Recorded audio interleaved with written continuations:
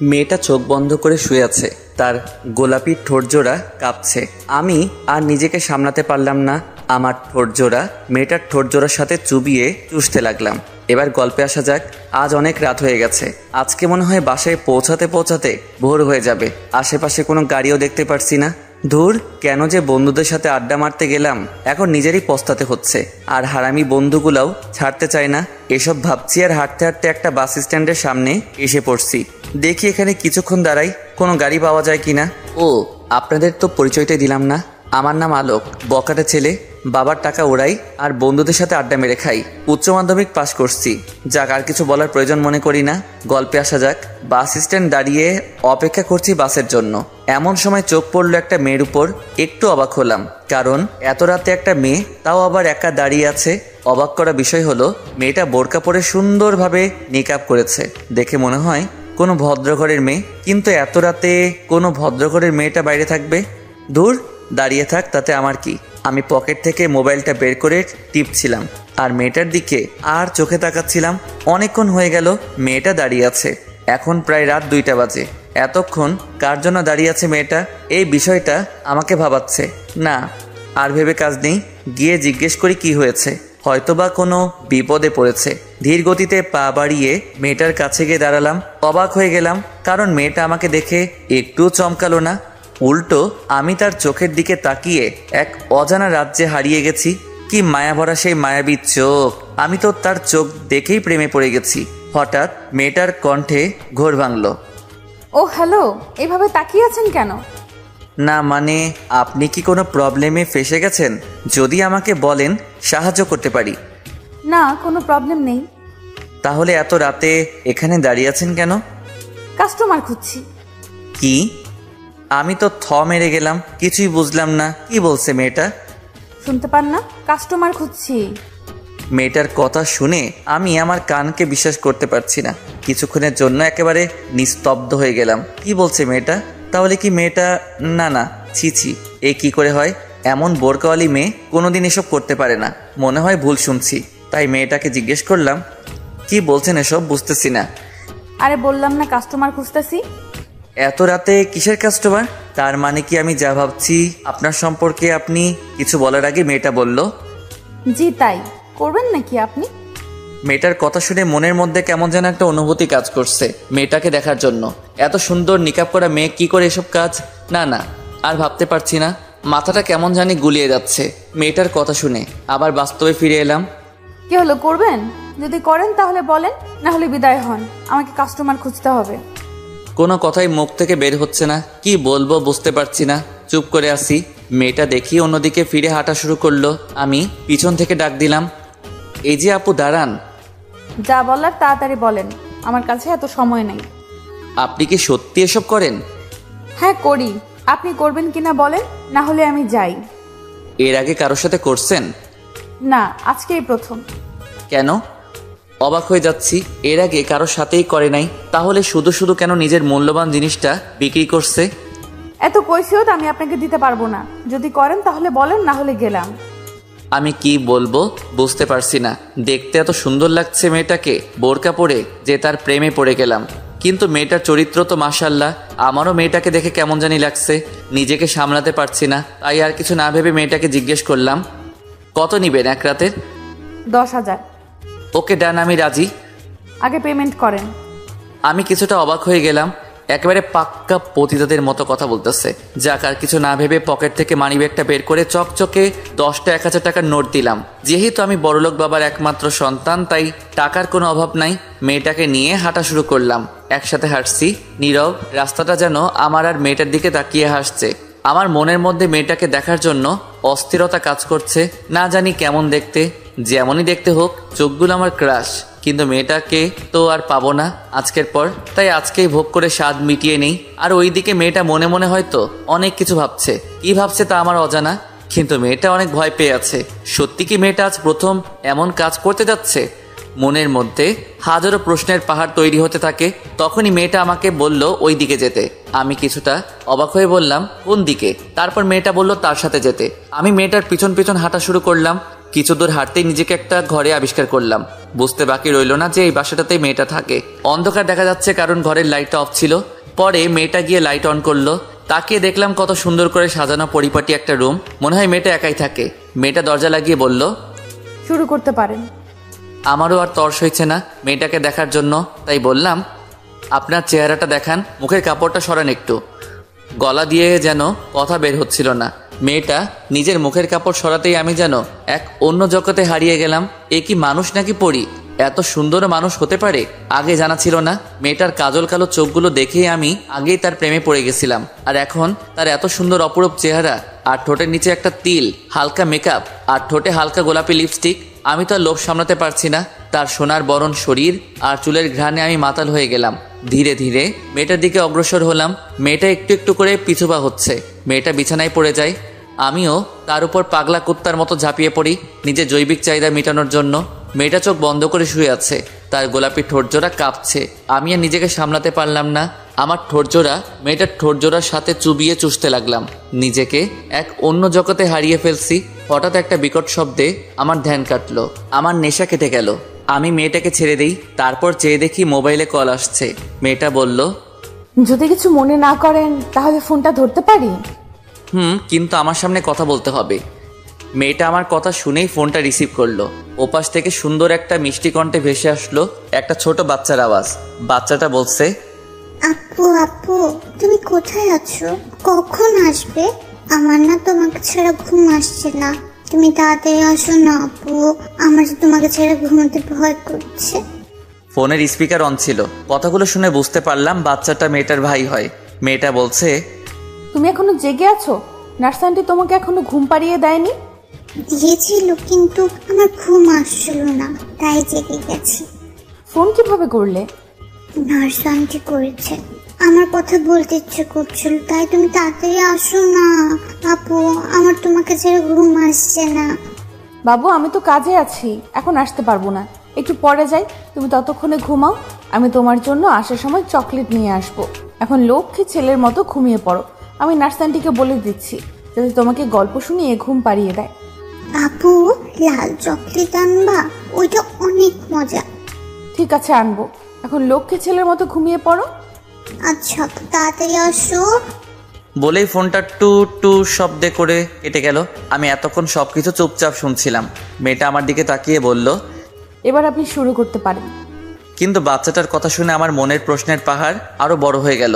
আমি মেয়েটাকে জিজ্ঞেস করলাম বাচ্চাটা কি হয়। ও বলল ওর ভাই। আমার এবার জানার আগ্রহ আরো বেড়ে গেল। তাই মেয়েটাকে বললাম, আচ্ছা, যদি কিছু মনে না করেন কিছু কথা জানতে পারি? জি বলুন। আমার কেন জানি মনে হচ্ছে আপনার জীবনে বড় ধরনের ঝড় উঠেছে, যার কারণে আপনি এই পথটা বেছে নিলেন। সেটা কি আমি জানতে পারি?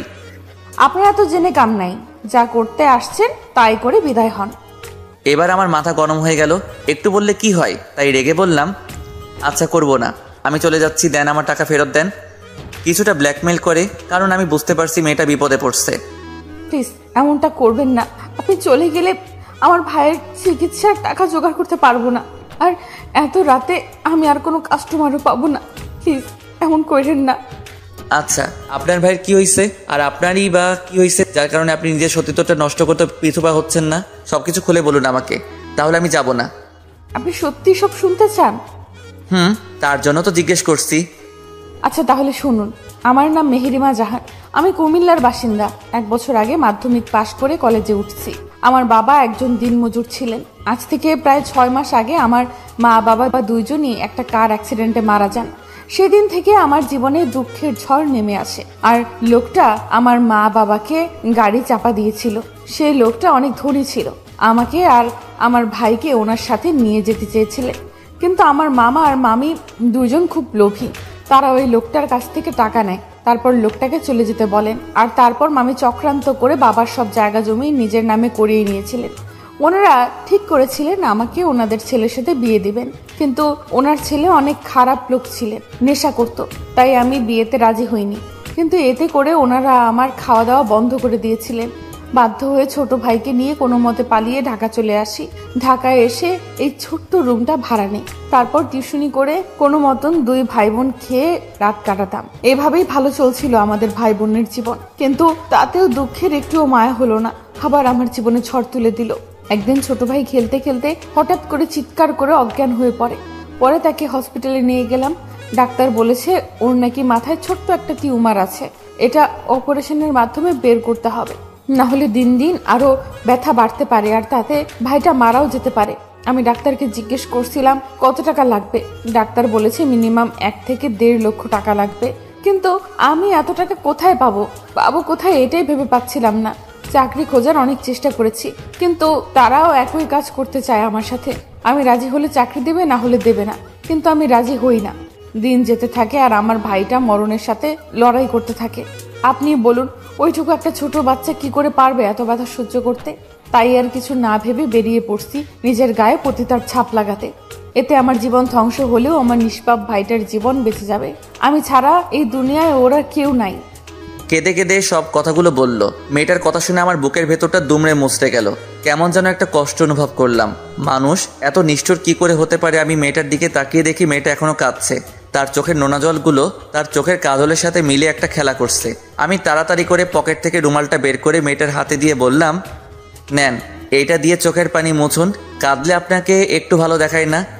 মেয়েটা রুমালটা হাতে নিয়ে চোখ মুছে কান্না করা বন্ধ করলো। আচ্ছা চলেন, এখন তো আপনার জৈবিক চাহিদা পূরণ করার পালা। আমি মেয়েটার এমন কথা শুনে সত্যি অবাক না হয়ে পারলাম না। কেউ এতটা নিচে নামতে পারে নিজের ভাইকে বাঁচানোর জন্য জানা ছিল না। আমি মেয়েটার গলার শব্দে আবার বাস্তবে ফিরে এলাম। আচ্ছা আপনি এবার আপনার কাজ শুরু করেন, আমি আর আপনাকে বাধা দেব না। আমার জীবনে প্রথম আপনিই সেই পুরুষ যে আমার এত কাছে এসেছে। চাইলে এখন আপনি আমার গায়ে পতিতার ছাপ বসিয়ে দিতে পারেন, পরে আবার টাকা ফেরত চাইতে পারবেন না, কারণ টাকাটা আমার খুব প্রয়োজন। আমি কি বলবো কিছুই বুঝতে পারছিলাম না। একদিকে মেয়েটা আমার স্বপ্নের সেই রাজকুমারী যাকে আমি মনে প্রাণে কাছে চাইছি, তবে সেটা স্বপ্নই ছিল এতদিন। আজ এত কাছে পেয়েও কি আমি তাকে হারিয়ে ফেলবো? তবে কি সে শুধু আজকে রাতটাই আমার? ভাবনাতে পড়ে গেলাম, না না, এ কিছুতেই হতে পারে না। এই মেয়েকে আমি সারা জীবন পাশে চাই। যেই মেয়ে ছোট ভাইয়ের জন্য নিজের সতীত্ব বিলি করতে রাজি, সেই মেয়ে আর যাই হোক প্রতারক হতে পারে না। এই মেয়ের মন যে জয় করতে পারবে, জীবনের বিনিময়ে হলেও তাকে আগলে রাখবে। না না, একে হারাতে পারবো না। তাহলে আমার যে কি হবে তা আমি নিজেই জানি না। প্রথম দেখায় যাকে ভালোবেসে ফেলছি তাকে কি করে হারাতে দিতে পারি? মনের মধ্যে হাজারো ভাবনা ঢেউ তুলছে। চুপ করে বসে থাকতে দেখে মেয়েটা বলল, কি হলো, কি ভাবছেন? কই কিছু না তো। দেখুন, আমার কাছে বেশি সময় নেই, ভোর হতে আর অল্প সময় বাকি আছে। তারপর কিন্তু আর কিছু করতে পারবেন না বলে দিলাম। আর টাকার আশা ছেড়ে দেন। আর কিছুই করতেও চাই না। মেয়েটা অবাক হয়ে বড় বড় চোখ করে তাকিয়ে বলল, আর কিছু করতে চান না মানে? মানে কিছু না, করতে চাই না এটাই বললাম। দেখুন, করবেন কি না করবেন সেটা আপনার ব্যাপার, কিন্তু টাকা ফেরত পাবেন না। এবার আমার মাথায় রাগ উঠে গেল। বারবার শুধু টাকার কথা বলে। অবশ্য এতে মেয়েটার কোনো দোষ নেই। ওর জায়গায় অন্য মেয়ে থাকলেও একই কথা বলতো। না, আর দেরি করা ঠিক হবে না। মেয়েটা আমার মনের কথা খুলে বলি, দেখি যদি রাজি হয় তাহলে আমার জীবন ধন্য। আচ্ছা, একটা কথা বলতে পারি যদি কিছু মনে না করেন? আবার কি কথা? দেখুন, যা বলার তাড়াতাড়ি বলুন, আমার এত সময় নেই। সময় নেই মানে? আর কোনো জায়গায় কাস্টমার ওয়েট করছে নাকি? না, তা না, যাক বাদ দেন, বলেন কি বলবেন শুনি। এরপর আমি যা বললাম এতে মেয়েটা নিজের কানকে বিশ্বাস করতে পারছিল না। চলুন দেখা যাক। আসলে কথাটা হলো, কি বলেন? না মানে আসলে কথাটা হলো, কি বলা দরকার বুঝতে পারছিলাম না। কি মানে করছেন? যা বলার সোজাসুজি বলেন। আমি আপনাকে ভালোবাসি, আপনাকে বিয়ে করতে চাই। কথাটা বলেই মাথা নিচু করে ফেলি। আর এদিকে মেয়েটা যেন আকাশ থেকে পড়লো আমার এমন একটা কথা শুনে। এটার জন্য মেয়েটা মোটেও তৈরি ছিল না। কি বলছেন এসব? আপনার মাথা ঠিক আছে তো? দেখুন, আবেগের বশে কোনো কথা বলা উচিত না। আপনি যা করতে এসেছেন তাই করে বিদায় হন। আমি আবেগের বশে কথা বলছি না, যা বলছি মন থেকে বলছি। আমি আপনাকে প্রথম দেখেই ভালোবেসে ফেলেছি আর আপনাকে বিয়ে করতে চাই। দেখুন, এই মুহূর্তে আপনার আবেগটা কাজ করছে, তাই এসব কথা বাদ দেন প্লিজ। আপনি আপনার কাজ করে চলে যেতে পারেন। আর হ্যাঁ, বিয়ে করে কি করবেন শুনি? যেটা বিয়ে করে পাবেন সেটা তো বিয়ের আগেই পেয়ে যাচ্ছে, তাহলে আর বিয়ে করবেন কেন? তাও আবার আমার মতো একটা পতিতার সাথে। মেয়েটার এমন কথা শুনে ভীষণ রাগ উঠল। মন চেয়েছিল কষিয়ে 2টা থাপ্পড় দিতে। আরে হেতিকে ভালোবাসি বলে মুখে যা আসে তাই বলে যাবে নাকি? দেখুন, বিয়ে মানে যে সেক্স করা তা কিন্তু নয়। বিয়ের আরও অনেক ভালো দিক আছে। আমি আপনাকে আমার সারা জীবনের সুখ দুঃখের সাথী বানাতে চাই। বলেন, হবেন কি আমার পথ চলার সাথী? মেয়েটা কি বলবে বুঝতে পারছে না, কি বলা উচিত তার এখন। মেয়েটা একটা ভাবনার মধ্যে ডুবে গেল। একটা আপত্তিকর ছাপ দেখতে পারছিলাম তার মুখে। মেয়েটা বলল, আমি আপনাকে বিয়ে করতে পারবো না। আপনি যা করতে এসেছেন তাই করে চলে যান। এতে মেয়ের ওপর কোনো দয়া দেখানোর দরকার নেই। এসব শুনে আমার মাথায় আরো বেশি গরম হয়ে যায়। নিজেকে আটকে রাখতে পারি না, ঠাস করে মেয়েটার গালে চর বসিয়ে দেই। মেয়েটার গালে হাত দিয়ে বসে আছে। বুঝতে পারলাম চরটা খুব জোরেই লেগেছে, কারণ চর খেয়ে মেয়েটা বিছানার কোণে ছিটকে পড়ে। আমি এমন কিছু করব সে স্বপ্নে ভাবতে পারে নাই। ওই, তুই নিজেকে কি মনে করিস? হ্যাঁ, তোকে প্রথম দেখায় ভালোবেসে ফেলছি, তাই তোর এত কথা সহ্য করছি, নয়তো তোকে খুন করে কখন চলে যেতাম। এখন বল, বিয়ে করবি কি না? না, করবো না আপনাকে বিয়ে। হাসছেন কেন? তুই যদি এখন আমাকে বিয়ে করতে রাজি না হোস, তাহলে কাল সকাল হওয়ার আগে তোকে পুলিশ এসে ধরে নিয়ে যাবে। আমি পুলিশকে বলবো তুই একটা বেশ্যামি। তাই বলছি, চুপচাপ মেনে নে। আমি তোকে সত্যি ভালোবেসে ফেলছি, আর আমাকে বিয়ে করলে তোর ভাইও বেঁচে যাবে। না প্লিজ, এমনটা করবেন না। আমি আপনার দুটি পায়ে পড়ি, পুলিশকে ডাকবেন না। তাহলে আমার ভাইটার কি হবে?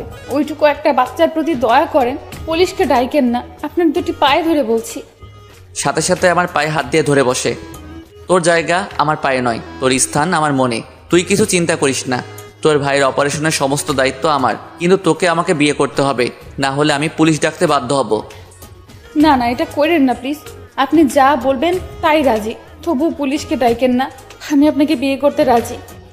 নিজের অজান্তেই আমার মুখে একটা হাসি ফুটে ওঠে। আমি মেয়েটার গালে হাত দিয়ে তার চোখের পানি মুছে দেই। তারপর তার কপালে আলতো করে একটা চুমু খাই আর বলি, যাও এখন শুয়ে পড়ো। খেয়াল করলাম তার গালটাতে চর মারার ফলে হাতের 5 আঙ্গুলের ছাপ বসে গেছে। কিন্তু আপনার পরিবার কি আমার মতো একটা এতিম মেয়েকে মেনে নেবে? এই চুপ, কে বলেছে তুমি এতিম? আমি আছি না তোমার সাথে? খবরদার, আর নিজেকে এতিম বলবে না। কথাটা শোনার পর মেয়েটা হাউমাউ করে কেঁদে ফেললো। কাঁদুক সে, আজকে তার জীবনের শেষ কান্না। আর কোনোদিন ও তাকে কাঁদতে দিব না। আমি তার চোখের পানি মুছে দিয়ে বললাম, যাও গিয়ে শুয়ে পড়ো, রাত অনেক হয়েছে, সকালে তোমার ভাইকে দেখতে যেতে হবে তো। মেয়েটা কোনো কথা না বলে চুপচাপ বিছানার এক কোণে গিয়ে শুয়ে পড়লো। খেয়াল করলাম মেয়েটা বালিশে মুখ লুকিয়ে কাঁদছে। আমার মন চাইছিল ওকে শক্ত করে জড়িয়ে ধরে বলি, কেঁদো না, আমি আছি তোমার পাশে। কিন্তু সেই অধিকারটুকু এখনো পাইনি। তাই আর কিছু না বলে আমি একটা বালিশ আর চাদর নিয়ে মাটিতে বিছানা পেতে শুয়ে পড়ি। এখনও কান্নার গুনগুন আওয়াজ শোনা যাচ্ছে। কি করব বুঝতে পারছি না। এখন কি আমার ওকে সান্ত্বনা দেওয়া উচিত হবে?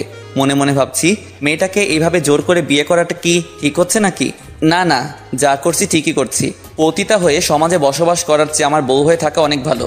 এমনিতেই মেয়েটা সবকিছু হারিয়ে নিঃস্ব। এখন তার শেষ সম্বলটা যদি হারিয়ে পতিতার পরিচয়ে জীবন কাটায়, তাহলে হয়তো বেশি দিন বাঁচবে না। আর এমনিতে আমি ওকে প্রথম দিকে ভালোবেসে ফেলছি। ও শুধু আমার। ওকে যে করি হোক আমার করে পেতে হবে। পৃথিবীর সমস্ত কিছু ত্যাগ করে হলেও আমি এই মেয়েটাকেই বিয়ে করব। এসব ভাবতে ভাবতে কখন যে ঘুমিয়ে পড়লাম টেরই পেলাম না। একটু পর হঠাৎ একটা চিৎকারের শব্দ শুনে আমার ঘুম ভেঙে গেল।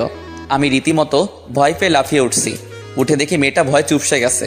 আমি ওর কাছে তাড়াতাড়ি করে গিয়ে ওকে জড়িয়ে ধরি, আর মেয়েটাও আমাকে শক্ত করে জড়িয়ে ধরে ফেললো। আমার বুঝতে আর বাকি রইল না যে মেয়েটা স্বপ্ন দেখে ভয় পাইছে। কি হলো, কোনো খারাপ স্বপ্ন দেখলে নাকি? আমার ভাই কোথায়? ওকে দেখতে পাচ্ছি না। বুঝতে পেরেছি, মেয়েটা ওর ভাইকে নিয়ে কোনো খারাপ স্বপ্ন দেখেছে। তোমার ভাই হসপিটালে, তুমি জানো না? মেয়েটার হুঁশ ফিরল। এতক্ষণ ভয় গোড়ের মধ্যে ছিল। হুঁশ ফিরতেই আমাকে এক ঝটকা দিয়ে সরিয়ে দিল। তারপর তার কান্নার মাত্রা আরও বেড়ে গেল। ইস, কত সুন্দর লাগে কাঁদলে, একদম বাচ্চাদের মতো। কিন্তু এখন রোমান্স করার সময় নাই। ওই, কাঁদছো কেন? কি হয়েছে? কিছু না। মেয়েটা তার চোখের পানি মুছে কান্না বন্ধ করে।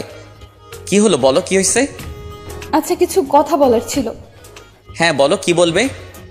আপনি আমাকে সত্যিই ভালোবাসেন? আর আমাকে কি সত্যি বিয়ে করতে চান? হ্যাঁ, আমি তোমাকে সত্যি ভালোবাসি আর তোমাকে বিয়ে করতে চাই। কিন্তু আপনার পরিবারের সবাই কি আমাকে মেনে নেবে? পরিবার বলতে তেমন কেউ নেই, আছে শুধু বাবা।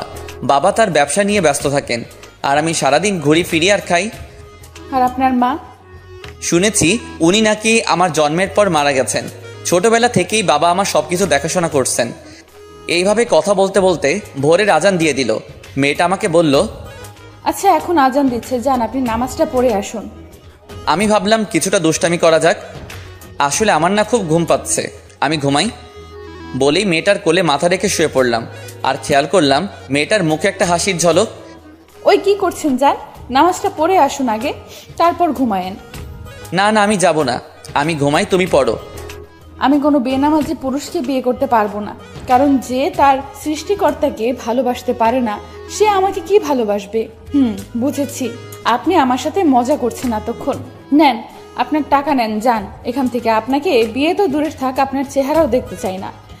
আমি সাথে সাথে উঠে পড়লাম, ওর দিকে করুণ চোখে তাকিয়ে থাকলাম। এখন আমাকে এইভাবে ব্ল্যাকমেল করছো, বিয়ের পর কি করবে শুনি?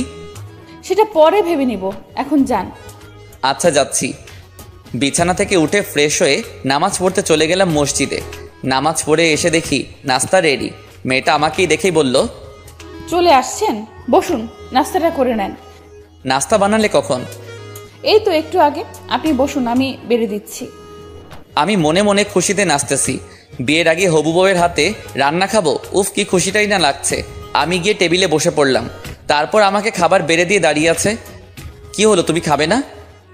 খাবো পরে, আপনি আগে খেয়ে নিন। না তুমি বসো, দুজনে একসাথে খাবো। ওকে খাবার টেবিলে বসানোর জন্য ওর হাত ধরতে চিৎকার করে উঠলো। দেখলাম ওর চোখ বেয়ে নোনা পানি ঝরছে। কি হলো কিছুই বুঝলাম না। খাবার টেবিল থেকে উঠে পড়লাম। চোখ পড়ল ওর হাতের উপর, দেখলাম অনেকখানি পুড়েছে। এটা কিভাবে হলো তোমার? একটু ছ্যাঁকা লাগছে, সমস্যা নাই, ঠিক হয়ে যাবে। যান আপনি খেয়ে নেন। সমস্যা নাই মানে? কতখানি পুড়ছে আর তুমি বলছো একটুখানি? ওষুধ লাগাওনি? লাগিয়েছি। আচ্ছা এখানে বসো। আমি ওকে জোর করে টেবিলে বসালাম।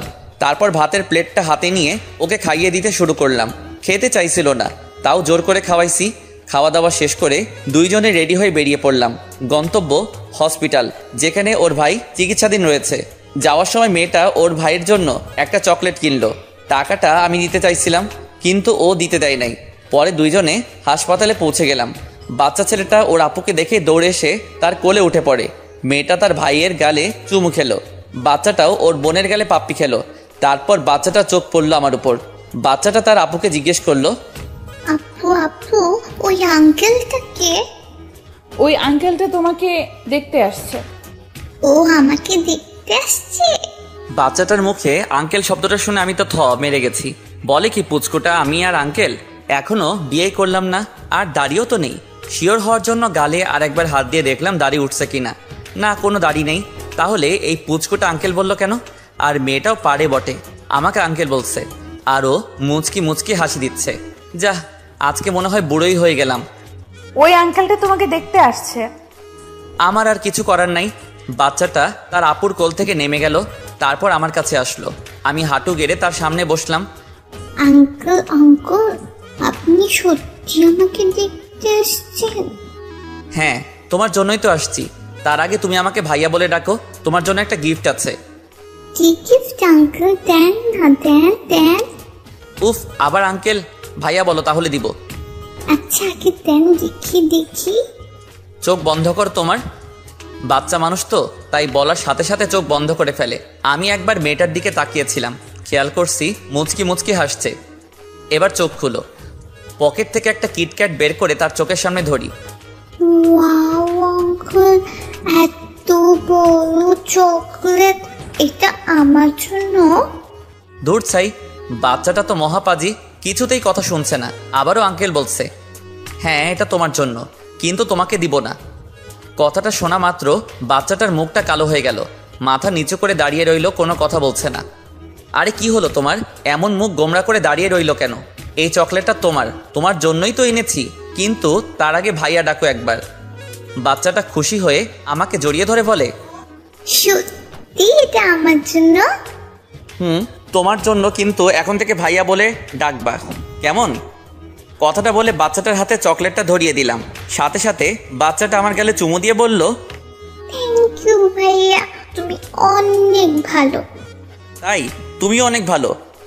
আচ্ছা ভাইয়া, এই চকলেটটা অনেক দামি তাই না? বেশি না, একটু। ও আচ্ছা, তাহলে এটা নিয়ে নাও, এটা আমার লাগবে না। আমি অবাক হয়ে গেলাম। কেন কেন? চকলেটটা কি তোমার ভালো লাগে নাই? ভালো লেগেছে, কিন্তু আপু বলেছে দামি জিনিস আমাদের মতো গরিবের কপালে নাকি জুটে না। আর চকলেটটা এত দামি, এই টাকাও আপু দিতে পারবে না, তাই বলছি এটা নিয়ে নিন, আমার একটা দিয়ে হবে। বাচ্চাটা এমন একটা কথা শুনে আমার মাথা গোলাতে শুরু করলো। আমি একবার মেয়েটার দিকে তাকিয়ে দেখলাম মেয়েটার মুখখানিও কালো হয়ে গেছে। সত্যি কতটা কষ্টেই না এতদিন জীবনযাপন করছে। যাই, বাচ্চাটাও বুঝতে পেরে গেছে টাকার মূল্য। দুনিয়াতে সব টাকারই খেলা। হঠাৎ বাচ্চাটার ডাকে আবার ধ্যান ভাঙলো। ভাইয়া এই নাও, আমার এটা লাগবে না, আমি একটাই খাবো। আরে, এটার টাকা তোমাকে দিতে হবে না। দোকানদার তোমার সাথে দেখা করতে এসেছে শুনে এমন একটা দিয়ে দিছে। তুমি নাকি চকলেট খুব ভালোবাসো, তাই তো তোমার পছন্দের লাল চকলেটটা দিল। সত্যি বলছো?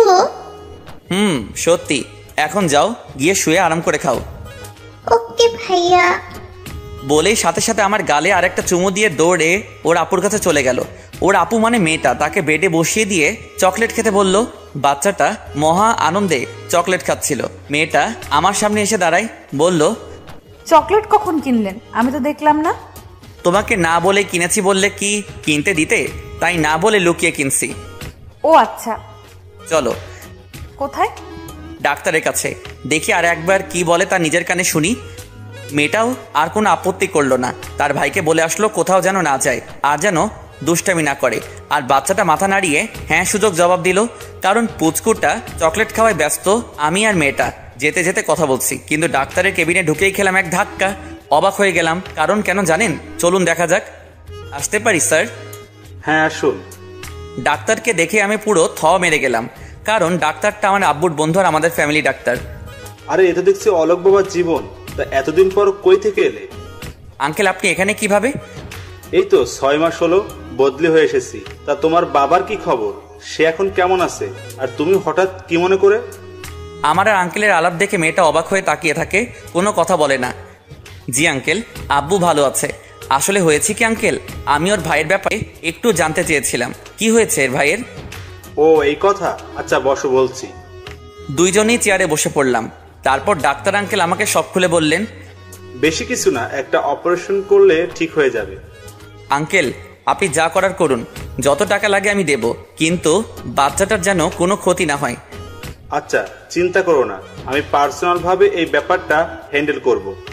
তাহলে আঙ্কেল, আপনি যত তাড়াতাড়ি সম্ভব অপারেশনটা শুরু করে দিন। আমরা তাহলে এখন উঠি। সে কি, এইমাত্র তো এলে আর এখনই বলছো উঠি? কিছু চা নাস্তা খেয়ে যাও। না আঙ্কেল, আজ না অন্যদিন। বলেই আমরা উঠে হাঁটা শুরু করলাম। মেয়েটার মুখের দিকে একবার তাকিয়েছিলাম। ঘন কালো কুয়াশায় যেন তার সুন্দর মুখটা ঢেকে গেছে। কোনো কথা বলছে না, চুপচাপ। আমি কেবিন থেকে বের হওয়ার আগে ডাক্তার আঙ্কেল আমাকে ডাক দিল। বাবা অলোক, শোনো। আমি আর মেয়েটা দুজনেই দাঁড়িয়ে পড়লাম। পিছনে ফিরে তাকিয়ে বললাম, জি আঙ্কেল বলুন। ডাক্তার আঙ্কেল চেয়ার থেকে উঠে এসে আমার কানের কাছে ফিসফিস করে বলছে, বিয়েটা করবে শুনি? দেখি কি করা যায়। চালিয়ে যাও বাবা, তোমাদের দুজনকে বেশ মানিয়েছে। আমি আর কিছু বললাম না, শুধু একটু হেসে চলে আসলাম। কিন্তু এদিকে মেয়েটার মন এখনো খারাপ। হয়তো তার ভাইয়ের কথা ভাবছে। কি হলো, কি ভাবছো? মেয়েটা চমকে গেল। কই কিছু না তো। চুপচাপ যে, কোনো কথা বলছো না যে? এমনি। আর কোনো কথা বললো না। আমি আর কিছু জিজ্ঞেস করলাম না, কারণ জানি এর মন ভালো নেই। পরের দুইজনে বাচ্চাটার কাছে গেলাম। আমি মেয়েটাকে বললাম, শুনো, আমি কিছুক্ষণের জন্য একটু বাসায় থেকে ঘুরে আসি। বাবার সাথে কিছু কথা আছে তো তাই। মেয়েটা ওর ছোট ভাইয়ের পাশে বসে মাথায় হাত বুলিয়ে দিচ্ছিল। আচ্ছা। আর কিছু বললো না, হয়তো লজ্জাবোধ কাজ করছে তাই। আচ্ছা তাহলে আমি এখন আসি। চিন্তা করো না, আমি বিকাল হওয়ার আগে চলে আসবো। ওকে। মেয়েটির কাছে থেকে বিদায় নেওয়ার আগে মাথায় একটা দুষ্টবুদ্ধি খেলে গেল। কিন্তু কি আর করার, জানি সে প্রশ্রয় দেবে না। তাই হসপিটাল থেকে বাসার উদ্দেশ্যে বেরিয়ে পড়লাম। বাসে উঠে বসলাম। মনের মধ্যে এই 2 দিনে মেয়েটিকে নিয়ে অনেক স্বপ্ন এঁকে ফেলেছি। যে করি হোক, এই স্বপ্নগুলোকে আমার পূরণ করতেই হবে। মেয়েটিকে ছাড়া যে আমি এক মুহূর্ত ভাবতে পারছি না। সারাদিন শুধু ওর কথাই মনে পড়ে। এটাই হয়তো সত্যিকারের ভালোবাসার টান। বেশ বুঝতে পারছি মেয়েটার মন এখনো খারাপ, কারণ চলে আসার সময় ওর মুখটা কেমন কালো হয়ে গিয়েছিল। আর এদিকে বাড়িতে গিয়ে প্রথমেই বাবাকে সবকিছু খুলে বলবো ভাবছি। ভাবতে ভাবতে গাড়ি থেকে নেমে বাসার সামনে আসলাম। তারপর গেটে টোকা দিতে দারোয়ান কাকা গেট খুলে দিল। আলোক বাবা, তুমি কালকে সারা রাত কোথায় ছিলে জানো? বড় সাহেব কত চিন্তা করেছিল তোমার জন্য। বন্ধুদের সাথে ছিলাম কাকা, কিন্তু এতে চিন্তা করার কি আছে? আমি তো বাবাকে বলেই গিয়েছিলাম যে আমি রাতে বাড়িতে নাও ফিরতে পারি। এই নাও, বড় সাহেব এগুলো তোমাকে দিতে বলেছিল। এগুলো কি? আর বাবা কোথায়? বড় সাহেব কয়েকদিনের জন্য দেশের বাইরে গেছেন, যাওয়ার আগে এই কাগজ আর চাবিটা দিয়ে গেছেন। আমি আর কিছু বললাম না, নর্মালি ভাবে বিহেভ করলাম। তারপর চাবিটা আর কাগজটা হাতে নিয়ে বাড়ির ভেতরে চলে গেলাম।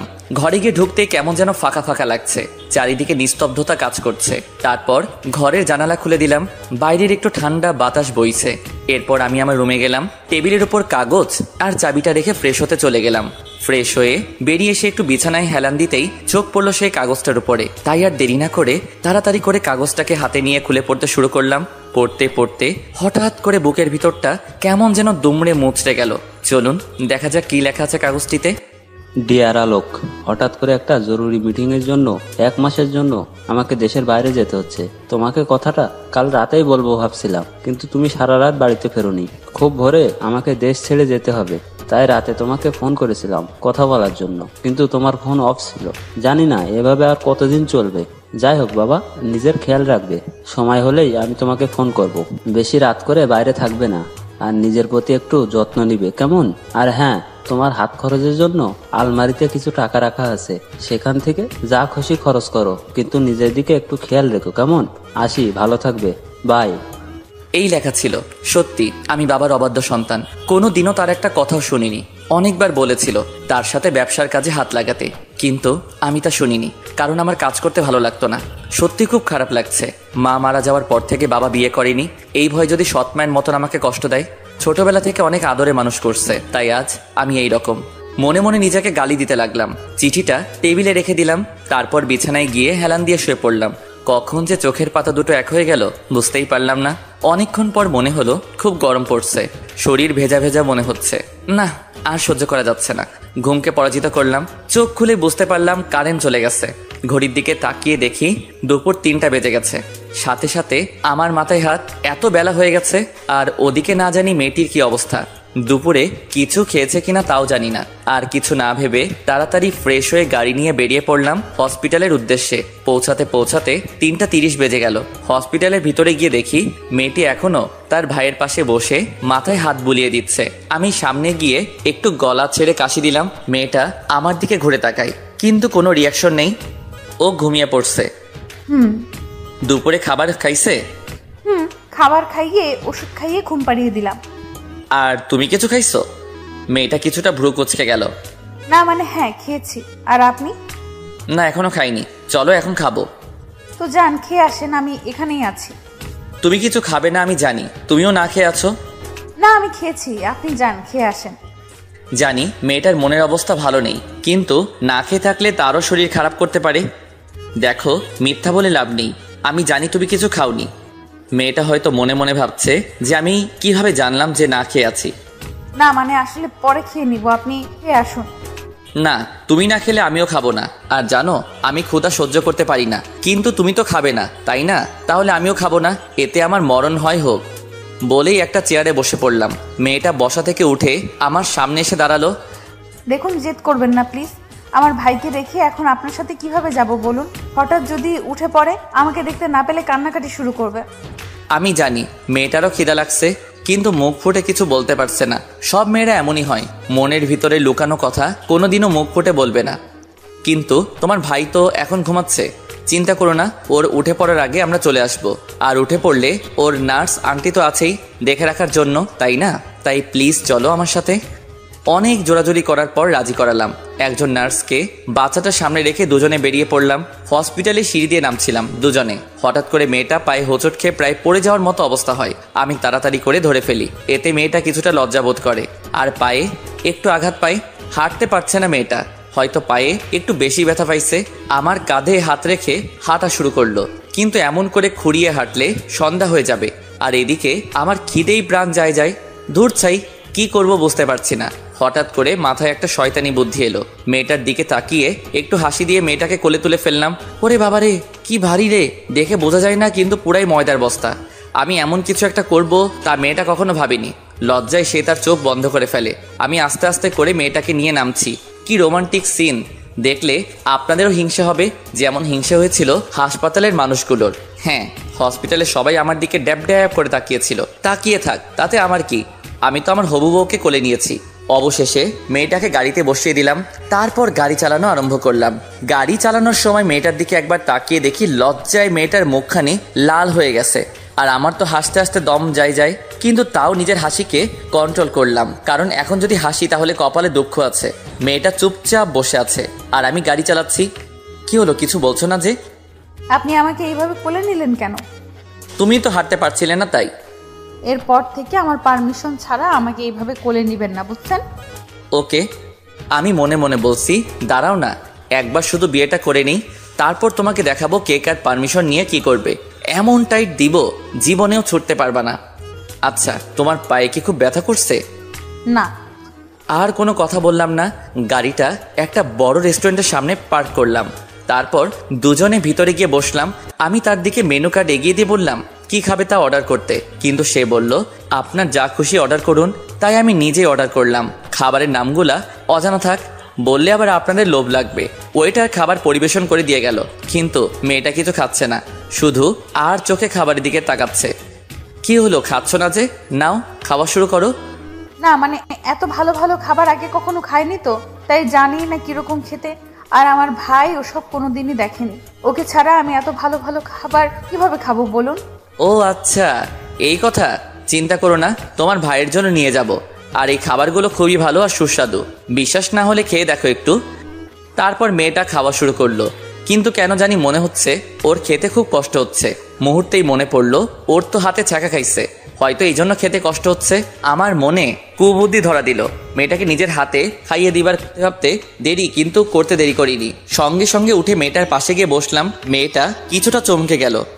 কি হলো, তোমার খেতে অসুবিধা হচ্ছে? তাও আমাকে বলতে পারছো না? না মানে আসলে হাতে একটু জ্বালা করছে। আচ্ছা, তোমার খেতে হবে না, আমি খাইয়ে দিচ্ছি।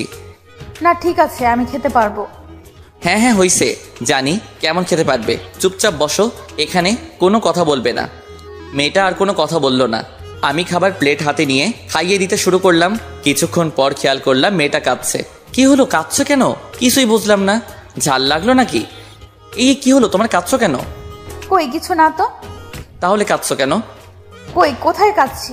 ওই এমনি চোখে কি জানি পড়লো। আমি কি বোকা নাকি? নিজেকে চালাক ভাবো তুমি। সত্যি করে বলো কি হয়েছে? আসলে এইভাবে তুলে আমার মা বাবা খাইয়ে দিতেন তো, তাই আজকে আপনি খাইয়ে দিতেই ওনাদের কথা মনে পড়ে গেল। ধুর পাগলি, খাওয়ার সময় এইভাবে কেউ কাঁদে নাকি? একদম কাঁদবে না। ওনারা সবসময় তোমার পাশেই আছে, তোমাদের জন্য সবসময় দোয়া করে। আর তোমরা যদি এইভাবে ভেঙে পড়ো তাহলে যে ওনাদের আত্মা কষ্ট পাবে। আচ্ছা, এবার লক্ষ্মী মেয়ের মতো হা করো আর একদম কাঁদবে না। পুরো খাবারটা শেষ করতে হবে।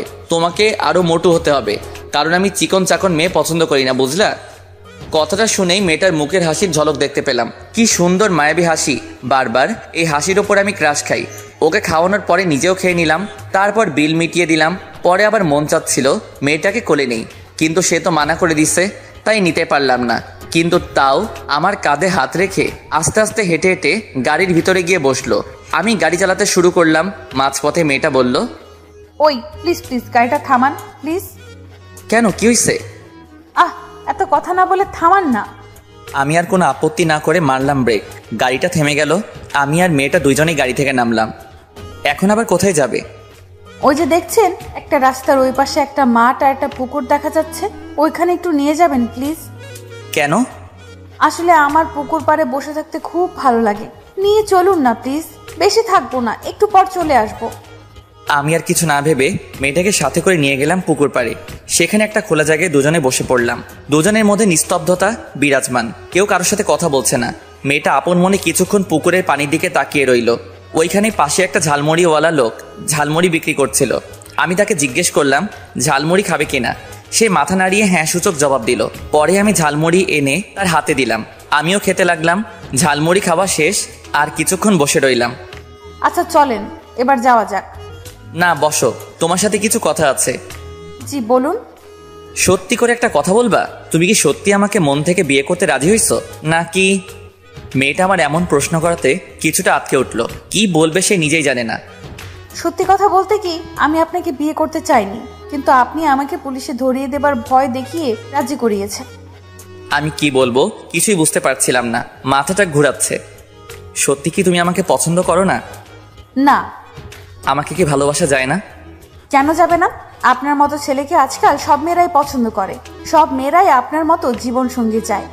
তাহলে তুমি কেন আমাকে ভালোবাসতে পারবে না? জানি না, কিন্তু আমি আপনাকে বিয়ে করলেও মন থেকে হয়তো কোনোদিন স্বামী হিসেবে মেনে নিতে পারবো না, কারণ বিয়েটা আমার ইচ্ছের বিরুদ্ধে হচ্ছে। থাক, আর বলতে হবে না। আমি আর কিছু বলতেই পারলাম না। বুকের ভেতরটা কেমন যেন ব্যথা অনুভব করলাম, যার জন্য এত কিছু করছি শুধুমাত্র তার ভালোবাসা পাবো বলে। কিন্তু ছি, আমিও কত বোকা।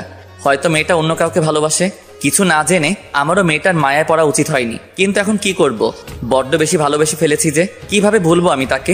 হয়তো পারবো না। না, আর মেয়েটার কাছে থাকা ঠিক হবে না। ওর যত কাছে থাকবো ততই ওর মায়ায় পড়ে যাব। তার থেকে ভালো হবে ওর থেকে দূরে সরে যাওয়া। এসব ভাবতে ভাবতেই চোখের কোণে নোনা জলগুলো বেরিয়ে আসছিল। ওকে বুঝতে না দিয়ে মাথাটা ঘুরিয়ে চোখের পানিটা মুছে ফেললাম।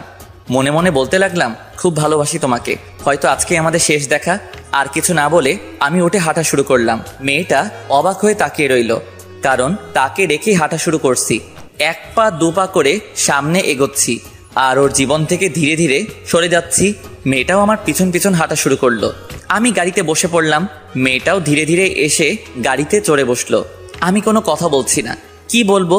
আর নিজের কথা বলার বাকশক্তি হারিয়ে ফেলছি। মনের মধ্যে এখন শুধু বেদনারই ঝড়। মন খুলে কাঁদতে ইচ্ছে করছিল, কিন্তু পারলাম না। গাড়ি চালাতে শুরু করলাম। কি হলো, কথা বলছেন না যে? এই যে শুনছেন। বলুন। এতক্ষণ ভাবনার বিভোর ছিলাম, তাই প্রথম ডাকটা শুনতে পাইনি। মেয়েটা কিছুটা অবাক হয়ে যায়, কারণ আমি তাকে আবার আপনি করে বলা শুরু করেছি। এটা মেয়েটা খুব ভালো করে খেয়াল করছে। এখন আবার আপনি করে বলছেন কেন? যার যে অধিকার, সেই অধিকারের মধ্যে সীমাবদ্ধ থাকা উচিত। মানে?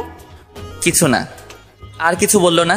জানি না ওর মনে কি চলছে, তবে আমার মনে যে বেদনার আগুন দাউ দাউ করে জ্বলছে, কিভাবে ভুলবো তাকে? কি করে ভুলে থাকবো এই মায়ায় ভরা মুখখানি? না, ভুলতে আমাকে হবেই, কারণ ও আমাকে চায় না। আমি শুধুমাত্র ওর প্রয়োজন। আর তাছাড়া জোর করে ভালোবাসা আদায় করাও যায় না। এসব ভাবতে ভাবতে হঠাৎ গাড়ি থামালাম। কি হলো, গাড়ি থামালেন যে? হসপিটালে চলে আসছি। ও আপনি যান, আমি ডাক্তার আঙ্কেলের সাথে একটু দেখা করে আসি। ওকে। অতঃপর মেয়েটা গাড়ি থেকে নেমে গেল। আমিও নামলাম। মেয়েটা ভিতরে চলে যাচ্ছে। আমি তার চলে যাওয়ার দিকে এক নজরে তাকিয়ে রইলাম। হয়তো এখনই শেষ দেখা। মনে হচ্ছিল কেউ আমার গলা চেপে ধরেছে। নিঃশ্বাস নিতে কষ্ট হচ্ছিল। চোখের কোণে আবারও পানি জমে গেল। এবার আর বাধা মানল না, গড়িয়ে পড়ল আমার গাল বেয়ে। কোনোদিনও কারোর জন্য কষ্ট হয়নি। আজ বুঝতে পারলাম আপনজন ছেড়ে গেলে কতটা কষ্ট হয়। এই কষ্ট সইবার ক্ষমতা সবার নেই, আমারও নেই। জানি না কতদিন এই পিছুটান থাকবে, কিন্তু আমাকে যে ওর জীবন থেকে সরে যেতেই হবে, কারণ ওর মনের রাজ্যে হয়তো অন্য কেউ রাজ করছে। হাত দিয়ে চোখের পানি মুছে নিলাম।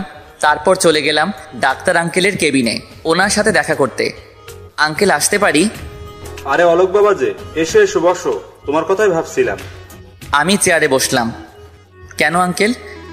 দেখো, আমরা ঠিক করেছি যে আজকেই বাচ্চাটার অপারেশন করব, তাই তোমাকে এই কথাটা বলবো ভাবছিলাম। এত খুশির কথা? আপনি যত তাড়াতাড়ি পারেন অপারেশনটা করে ফেলুন। আচ্ছা আঙ্কেল, তাহলে এখন আমি উঠি। আপনি বাচ্চাটার অপারেশনের পর আমাকে জানাবেন। আমি একটু দরকারি কাজে বাইরে যাচ্ছি। আচ্ছা, জানাবো না। আমি চলে আসলাম সেখান থেকে। ভাবছি চলে তো যাব, তাহলে মেয়েটাকে শেষ একটি নজর দেখে যাই। জানি এতে আমার মনের কষ্টটা কমবে না, আরো দ্বিগুণভাবে বেড়ে যাবে। কিন্তু তাও মেয়েটাকে না দেখে আর থাকতে পারছি না। না, আর পারছি না এখানে থাকতে। শুধু কাঁদতে ইচ্ছা করছে, নিজের ভিতরে শূন্যতা কাজ করছে। কি জানি হারিয়ে ফেলছি। চোখের পানি বাধা মানছে না। কি করব কিছুই বুঝতে পারছি না। আমি রুমের দিকে এগোতে লাগলাম, যেখানে মেয়েটা রয়েছে। মনের মধ্যে কেমন একটা উত্তেজনা কাজ করছে। অবশেষে দরজার সামনে এসে দাঁড়ালাম। দেখি মেয়েটা তার ভাইয়ের পাশে বসে আছে, আর ওর ভাইয়ের মাথায় হাত বুলিয়ে দিচ্ছে। আর পুচকুটা এখনো ঘুমাচ্ছে। ওকে দেখে মনে হচ্ছে কতই না সুখে আছে। আমি একবার মেয়েটির দিকে এক নজরে তাকিয়ে রইলাম। প্রায় অনেকক্ষণ তাকিয়েছিলাম দরজার সামনে দাঁড়িয়ে। কি করব? ভেতরে গেলে যে আমি নিজের চোখের জলকে আটকাতে পারবো না, কারণ মনের মধ্যে এত কষ্ট জমেছে। সারা জীবন কাঁদলেও এর বিন্দু মাত্র কষ্ট কম হবে না। অবশেষে সেই সময় এলো। এখন বাচ্চাটার অপারেশন চলছে, আর মেয়েটা অপারেশন থিয়েটারের সামনে পায়চারি করছে আর কাঁদছে। বেশ বুঝতে পারছি খুব ভয় করছে ওর। সত্যি বলতে এখন আমার খুব ইচ্ছা করছে ওকে জড়িয়ে ধরে বলি, চিন্তা করো না, সব ঠিক হয়ে যাবে। কিন্তু সেটা করার অধিকার আমার নেই, ছিল না। আর কোনোদিনও থাকবেও না। কিছুক্ষণ পর ডাক্তার আঙ্কেল রুম থেকে বেরিয়ে আসলেন। মেয়েটা ডাক্তার আঙ্কেলের সাথে কথা বলে দৌড়ে রুমের মধ্যে চলে গেল। মনে হয় বেঁচে গেছে, কারণ মেয়েটার মুখে হাসির ছাপ দেখতে পাচ্ছিলাম। কিন্তু দূর থেকে দাঁড়িয়ে কি বললেন ডাক্তার আঙ্কেল তা শুনতে পাইনি। বাচ্চাটার কি অবস্থা তা জানার জন্য ডাক্তার আঙ্কেলের কাছে ফোন দিলাম। যেহেতু আমাদের পারিবারিক ডাক্তার, তাই আগে থেকে নাম্বার আমার ফোনে সেভ করা ছিল। রিং হচ্ছে। ফোন রিসিভ করতেই আমি ডাক্তার আঙ্কেলকে সালাম দিলাম। তারপর উনি সালামের জবাব দিলেন। আঙ্কেল কি অবস্থা বাচ্চাটার, এখন কেমন আছে? ডাক্তার আঙ্কেল বা মেয়েটার কেউই এখনো জানে না আমি হসপিটালেই আছি। এখন বাচ্চাটা পুরোপুরি সুস্থ, তুমি চাইলে কালকেই ওদের নিয়ে যেতে পারো। আমি খুব খুশি হয়ে ডাক্তার আঙ্কেলকে ধন্যবাদ জানালাম। অতঃপর আর একবার মেয়েটাকে দেখার জন্য রুমের দরজার সামনে গিয়ে দাঁড়ালাম। দেখি মেয়েটা বসে আছে, তার চোখে পানি, হয়তো অনেক ভয় পেয়েছিল তাই কেঁদেছিল। আমি একটিবার মন ভরে দেখে বেরিয়ে আসলাম হসপিটাল থেকে। গাড়িতে বসে পড়লাম, আপন গতিতে গাড়ি চালাতে লাগলাম। মনের ভিতরে সব কষ্টগুলো চোখের অশ্রু হয়ে ঝরছে। চলে আসলাম বাড়িতে এসেই বিছানায় মুখটা লুকিয়ে চিৎকার করে কাঁদতে লাগলাম। ঘরের চার দেয়ালে আমার চিৎকার আর আর্তনাদের শব্দ ভেসে বেড়াচ্ছে। কাঁদতে কাঁদতে বিছানা থেকে উঠলাম, টেবিলে বসলাম, খাতা আর কলম নিয়ে একটা চিঠি লিখলাম। আর আলমারি থেকে কিছু টাকা বের করে নিলাম। চিঠিটা আর টাকাগুলো একসাথে একটা প্যাকেটে মরিয়ে নিলাম। তারপর আবার হসপিটালে যাওয়ার জন্য বেরিয়ে পড়লাম। হসপিটালে গিয়ে মেয়েটার রুমের সামনে দাঁড়িয়ে আছি, কিন্তু কি করব কিছুই বুঝতে পারছি না। আমি তো আর ওর সামনে যাব না, না কোনোদিনও ওর সামনে আসবো না। ভালো থাকুক সে তার মনের মানুষকে নিয়ে। কিন্তু এই প্যাকেটটা কিভাবে ওর হাতে দেওয়া যায়? একটু পর দেখলাম একটা মেয়ে এদিকে আসছে, হয়তো নার্স হবে। আমি ওই মেয়েটার হাতে প্যাকেটটা দিয়ে বললাম ভিতরে বসে থাকা মেয়েটিকে দিতে। মেয়েটি তাই করলো। আমি যেমনটা বললাম সে তার হাতে প্যাকেটটা ধরিয়ে দিল। বেরিয়ে পড়লাম আমি আমার রাস্তায়। চলে আসলাম মেয়েটার জীবন থেকে। আসার সময় এক প্যাকেট সিগারেট আর মদের বোতল নিয়ে আসি। বাসায় এসে একটা একটা করে সিগারেট খাওয়া শুরু করলাম। সিগারেটের ধোঁয়া আমার ভিতর পুড়ে ছারখার হয়ে যাচ্ছে। এর আগেও তো সিগারেট খেয়েছি, কিন্তু কখনো এতটা জ্বালা করেনি যতটা আজকে করছে। সবগুলো সিগারেট শেষ করলাম। পরে মদের বোতলের মুখটাটা খুললাম, ঢকঢক করে পুরোটা মদ খেয়ে ফেললাম। তাতেও কেন জানি কোনো কাজ হচ্ছে না। মনের মধ্যে উতাল পাতাল করছে, চোখ গড়িয়ে নোনা জল পড়ছে। আমি চিৎকার করে বলছি, হে আল্লাহ, কেন এতটা কষ্ট দিচ্ছ আমায়? কি ক্ষতি করেছি আমি তোমার? তোমার কি একটু দয়া হয় না? তোমার বান্দার এই আর্তনাদ শুনে এনে দাও ওকে। আমার জীবনে ওকে ছাড়া যে আমি বাঁচবো না। ফিরিয়ে দাও, ফিরিয়ে দাও। অবশেষে মাথা ঘুরিয়ে মেঝেতে পড়ে রইলাম। তারপর আর কিছু মনে নেই। আর ওইদিকে মেয়েটার হাতে চিঠিটা দেওয়ার পর ভাবছে কে দিয়েছে চিঠিটা, কারণ আমি নার্সকে মানা করে দিয়েছি আমার কথা না বলতে। মেয়েটা চিঠিটা খুলে পড়তে শুরু করলো। ডিয়ার অজানা ভালোবাসা, জানি না কি মায়ায় পড়েছি আমি। তোমাকে না দেখে এক মুহূর্ত থাকতে পারছি না। প্রথম যেদিন রাতে তোমার সাথে আমার দেখা, তখন তোমাকে দেখার একটা কৌতূহল ছিল, আর দেখার পর সেই কৌতূহলটা ভালোবাসায় রূপ নিল, যাকে বলে লাভ এট ফার্স্ট সাইট। সেই জন্য তোমাকে নিজের করে পেতে চেয়েছিলাম, কারণ এর আগে কোনোদিনও কোনো মেয়েকে এতটা কাছ থেকে দেখিনি যতটা তোমাকে দেখছি। সত্যি বলছি, তোমার ওই কাজল কালো মায়াবী চোখ আর ঠোঁটের মাতাল করা হাসি আমি না দেখে থাকতে পারবো না। এই 2 দিনে তোমাকে নিজের থেকেও বেশি ভালোবেসে ফেলছি। কিন্তু কথায় আছে না, অতি সুখ কপালে সয় না। আমারও ঠিক তাই হয়েছে। কোনো দিন কোনো কিছুর অভাব হয়নি, না চাইতে সব কিছু পেয়ে গেছি। শুধু পাইনি কারো ভালোবাসা। তোমাকে ভালোবেসেছিলাম, ভেবেছিলাম তোমার ভাইয়ের অপারেশনের পর বিয়ে করে সুখে সংসার করব, কিন্তু তা আর হয়ে উঠল না। তুমি তো আমাকে কোনো দিনও তোমার স্বামী হিসেবে মেনে নিবে না, তাই চলে যাচ্ছি সে অচেনা অজানা পথে, যেখানে দেখা পেয়েছিলাম তোমার। ভালো থেকো, নিজের খেয়াল রেখো, আর ওই পুচকোটারও খেয়াল রাখবা কেমন? আর হ্যাঁ, কিছু টাকা দিয়ে দিলাম, দয়া করে মনে করে ফেলে দিও না, তাহলে খুব কষ্ট পাবো। ওই টাকা দিয়ে তোমার ভাইয়ের জন্য ভালো ভালো কাপড় আর খাবার দাবার কিনে দিও। যদি তোমার তাতেও বিবেকে বাঁধে, তাহলে কোনো একদিন দেখা হলে ফেরত দিয়ে দিও। খোদা হাফেজ। চিঠিটা পড়ার সাথে সাথে মেয়েটার চোখে নোনা পানি বেরিয়ে পড়লো। মেয়েটি চিঠিটা বুকে জড়িয়ে ধরে বলল, কেন চলে গেল? একটিবারও বুঝলে না আমিও তোমাকে ভালোবাসি? তোমাকে আমি সেদিন থেকেই ভালোবেসে ফেলেছি, যেদিন তুমি আমাকে প্রথম বিয়ের কথা বলেছিলে। আমার কি একটু অভিমান করে কথা বলার অধিকার নেই? সত্যি আমি ওই কথাটা মন থেকে বলিনি। ফিরে আসো তুমি, প্লিজ একটিবার ফিরে আসো। আমাকে একটিবার সুযোগ দাও। আমি আর কোনো দিনও তোমার সাথে অভিমান করব না। প্লিজ ফিরে আসো। আমি চাইলেই তো ওর সবকিছু টাকা দিয়ে কেড়ে নিতে পারতাম, কিন্তু আমি তো তা করিনি। বিয়ে করে নিজের বউ হিসেবে স্বীকৃতি দিতে চেয়েছিলাম, কিন্তু সে তো আমাকে স্বামীর অধিকার দিবে না। তাহলে বিয়ে করে বা শারীরিক সম্পর্ক করে কী লাভ? অল্প কিছুক্ষণের সুখের জন্য মেয়েটার সবচেয়ে মূল্যবান জিনিসটি ধ্বংস করে লাভ কি? তার থেকে ভালো ওকে ওর মতো থাকতে দেই। কোনো একদিন হয়তো বুঝতে পারবে আমি ছাড়া আর কেউ তাকে নিজের থেকে বেশি ভালোবাসতে পারবে না। এসব ভাবতে ভাবতে দু চোখের কোণে অশ্রু জমে গেল। খানিকক্ষণ পরই সেগুলো গাল বেয়ে টপ টপ করে পড়তে লাগলো। জীবনটা কত আজব, তাই না? যাকে সব থেকে বেশি আপন ভেবেছিলাম আর যার জন্য আমি পাগল ছিলাম, সেই মেয়েটি আজকে আমাকে পর করে দিছে। যাক, সে ভালো থাকুক, এটাই আমি চাই। হঠাৎ মাথাটা যেন কেমন জানি ঘোরাচ্ছে, কিছু দেখতে পারছি না কেন, আর চারদিকে এত অন্ধকার কেন? আস্তে আস্তে সবকিছু অন্ধকারে হারিয়ে গেল। আমি ঘুমিয়ে গেলাম হঠাৎ। তাই ঘুমন্ত মানুষকে প্রায় মৃত ব্যক্তির ন্যায় বলা হয়ে থাকে। এইদিকে মেয়েটির চিঠিটা বুকে জড়িয়ে ধরে কান্নায় ভেঙে পড়ল, আর এইদিকে আমি নিজেকে নেশায় মাতিয়ে তুলেছি, যে নেশা আমাকে সম্পূর্ণভাবে গ্রাস করে ফেলেছে। চোখে সবকিছু ঝাপসা দেখছি, মনের মধ্যে শুধু বারবার ওই মেয়েটার মুখ। চোখ বন্ধ করলেই তাকে দেখি। এত ভালোবাসার পরও আমি তাকে পাবো না, কারণ সে আমাকে চায় না। পরের দিন, উফ, এটা কিসের আওয়াজ? কানের 12টা বেজে গেল। বুঝতে পারলাম কেউ দরজায় কড়া নাড়ছে, কিন্তু এত সকালে আবার কে এলো? আব্বু তো দেশে নেই, তাহলে কি ওনার কোনো চেনা পরিচয় লোকটা, কি অন্য কেউ? ধুর, ঘুমের 12টা বেজে গেল। যাই দেখি কে এই মহান ব্যক্তি যে এই সাত সকালে আমার ঘুম ভাঙতে কলিং বেলের সাথে যুদ্ধ করছে। আর এদিকে কলিং বেলটা বারবার বেজেই চলেছে। আরে আসছি রে বাবা, এবার থাম, বেলটা নষ্ট করে ফেলবি নাকি? অতপর আমি আস্তে আস্তে হেঁটে দরজার সামনে গিয়ে দাঁড়ালাম। অতপর দরজাটা খোলার জন্য রেডি হয়েছি। দরজাটা খোলার সাথে সাথে ঠাস ঠাস করে 2টা চরের শব্দ শুনতে পারলাম। কানের নিচে হালকা হালকা ব্যথা লাগছে কেন? তাহলে কি চর 2টা আমার গালেই পড়ছে? হ্যাঁ, তাই তো, আমার গালেই পড়ছে। কিন্তু মারল কে? কার এত বড় সাহস আমাকে আমার বাড়িতে এসে মারে? কিছু বুঝে উঠে আগে ঠাস করে আরেকটা পড়লো। নিজেকে সামলাতে পারিনি, মেঝেতে পড়ে রইলাম। তারপর কি হয়েছে কিছু মনে নেই।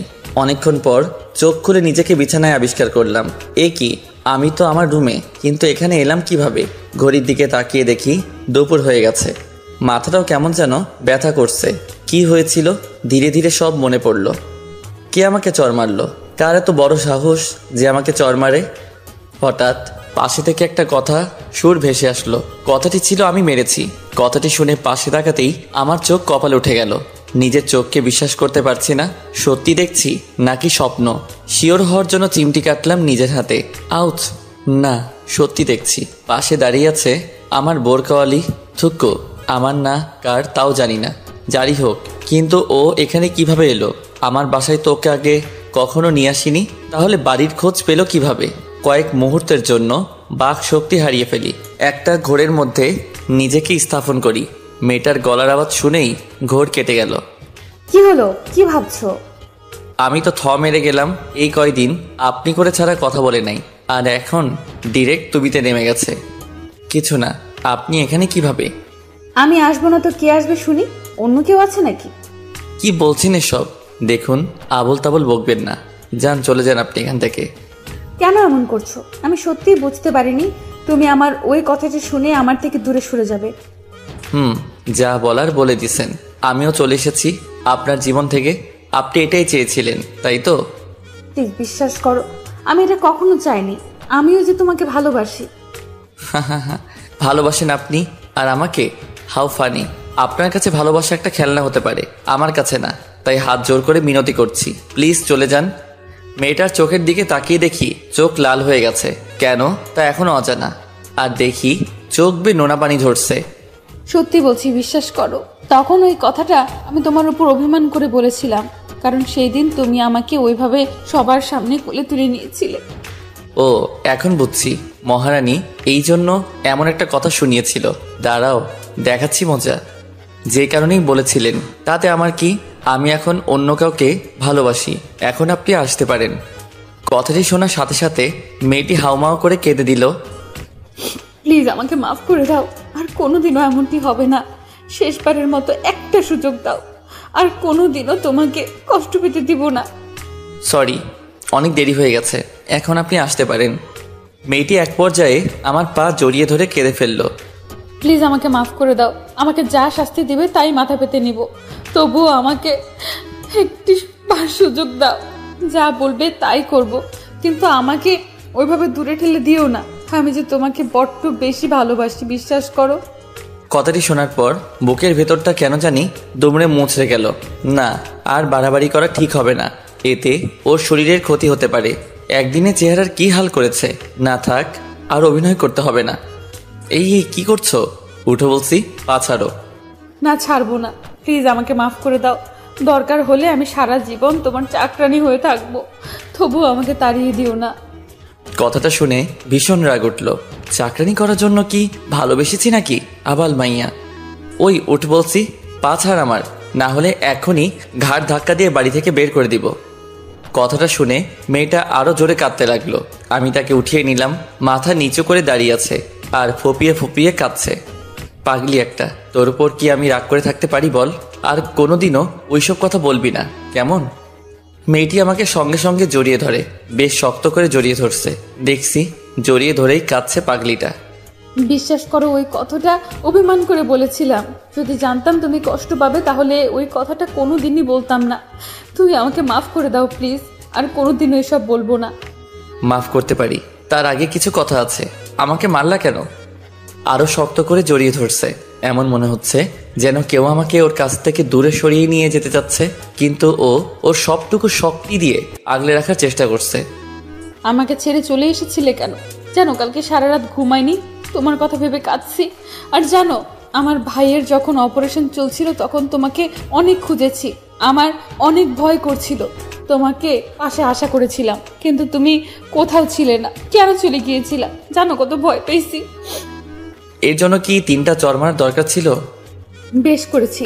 এরপর চলে যাওয়ার কথা বলে ঠ্যাং ভেঙে ঘরে বসিয়ে রাখবো। ওরে বাবারে, কি বলছো এসব? তাহলে তো কোথাও যেতে পারবো না দেখছি। কোথাও যেতে দিলে তো যাবে, কিন্তু আমার একটা শর্ত আছে, মানলে থাকবো, না মানলে এখনই চলে যাব। মেয়েটি আমাকে ছেড়ে দিল। কি শর্ত বলো? যা বলবে তাতেই রাজি, তবুও ছেড়ে যাওয়ার কথা বলবে না। সত্যি যা বলবো তাই করবা? করব। বলো কি করতে হবে? আমাকে চড় মারছো, এর জন্য শাস্তি পেতে হবে। যা শাস্তি দেবে মাথা পেতে নিব। বলো কি শাস্তি প্রাপ্য আমার? আমি একটা শয়তানি হাসি দিয়ে বলি, যে চড়গুলো মারছো অনেক ব্যথা পাইছি, এর শাস্তি হলো আমি যতক্ষণ চাইবো ততক্ষণ কিস করতে হবে আমাকে। যা দুষ্টু, খালি শয়তানি বুদ্ধি। করবা কিনা বলো? পারবো না। তাহলে গেলাম বাই বলেই পেছন মুখ ফিরে হাঁটা শুরু করলাম। তখনই পেছন থেকে মারলো এক টান। ওপাশ ফিরতেই মেয়েটা আমার ঠোঁটের সাথে তার সুন্দর ঠোঁটজোড়া মিলিয়ে দিয়ে ধরে রাখলো। দুইজনে সুখের রাজ্যে হারিয়ে গেলাম। প্রায় 10 মিনিট পর ছেড়ে দিল। আমি তো শেষ, আমার দম যায়। আর এদিকে তাকিয়ে দেখি মেয়েটা হাসছে। আমি অবাক না হয়ে পারছি না, আমার অবস্থা খারাপ হয়ে গেছে। আর ওর কিছুই হয়নি। ওই হাসছো কেন? তোমার অবস্থা দেখে। পাজি মেয়ে একটা। এই আমি পাজি না, বুঝছো? যা চাইছো তাই দিছি, আরো লাগলে বলো। না থাক। আচ্ছা, আমার গালটা লাল হয়ে গেছে আর কানের পাশে এখনো ব্যথা করছে। কি খাও বলো তো? এত জোরে কেউ থাপ্পড় মারে? ওই দেখি কোথায় ব্যথা করছে দেখি। এই তো গালে। ও সত্যি অনেক জোরে রাখছে। আচ্ছা, ওষুধ দিচ্ছি। মেয়েটার সাথে সাথে আমার 2 গাল কিস করে ভরিয়ে দিল। এটা কি ওষুধ দিলা? মিষ্টি ওষুধ। কেন, ভালো লাগে নাই? আরো লাগবে নাকি? তোমার একটু শরম করে না বুঝি? কেন শরম করবে শুনি? আমি আমার স্বামীকেই তো দিছি, এতে শরমের কি আছে? তোমাকে আর বিয়েই করব না। বিয়ের আগে এত মারলা, বিয়ের পর না জানি আমার কি অবস্থা করবে। সমস্যা নাই, আদরও বেশি বেশি করব। আমার স্বামীকে আমি মারবো, তাতে তোমার কি? যাও, তাহলে তোমাকে বিয়েই করব না। মুখ ফিরিয়ে নিলাম। মেয়েটা আমার গালে হাত দিয়ে তার দিকে ঘুরিয়ে নিল। কাকে বিয়ে করবে শুনি? অন্য কাউকে। কথাটা শুনে রাগে ফুলে গেছে।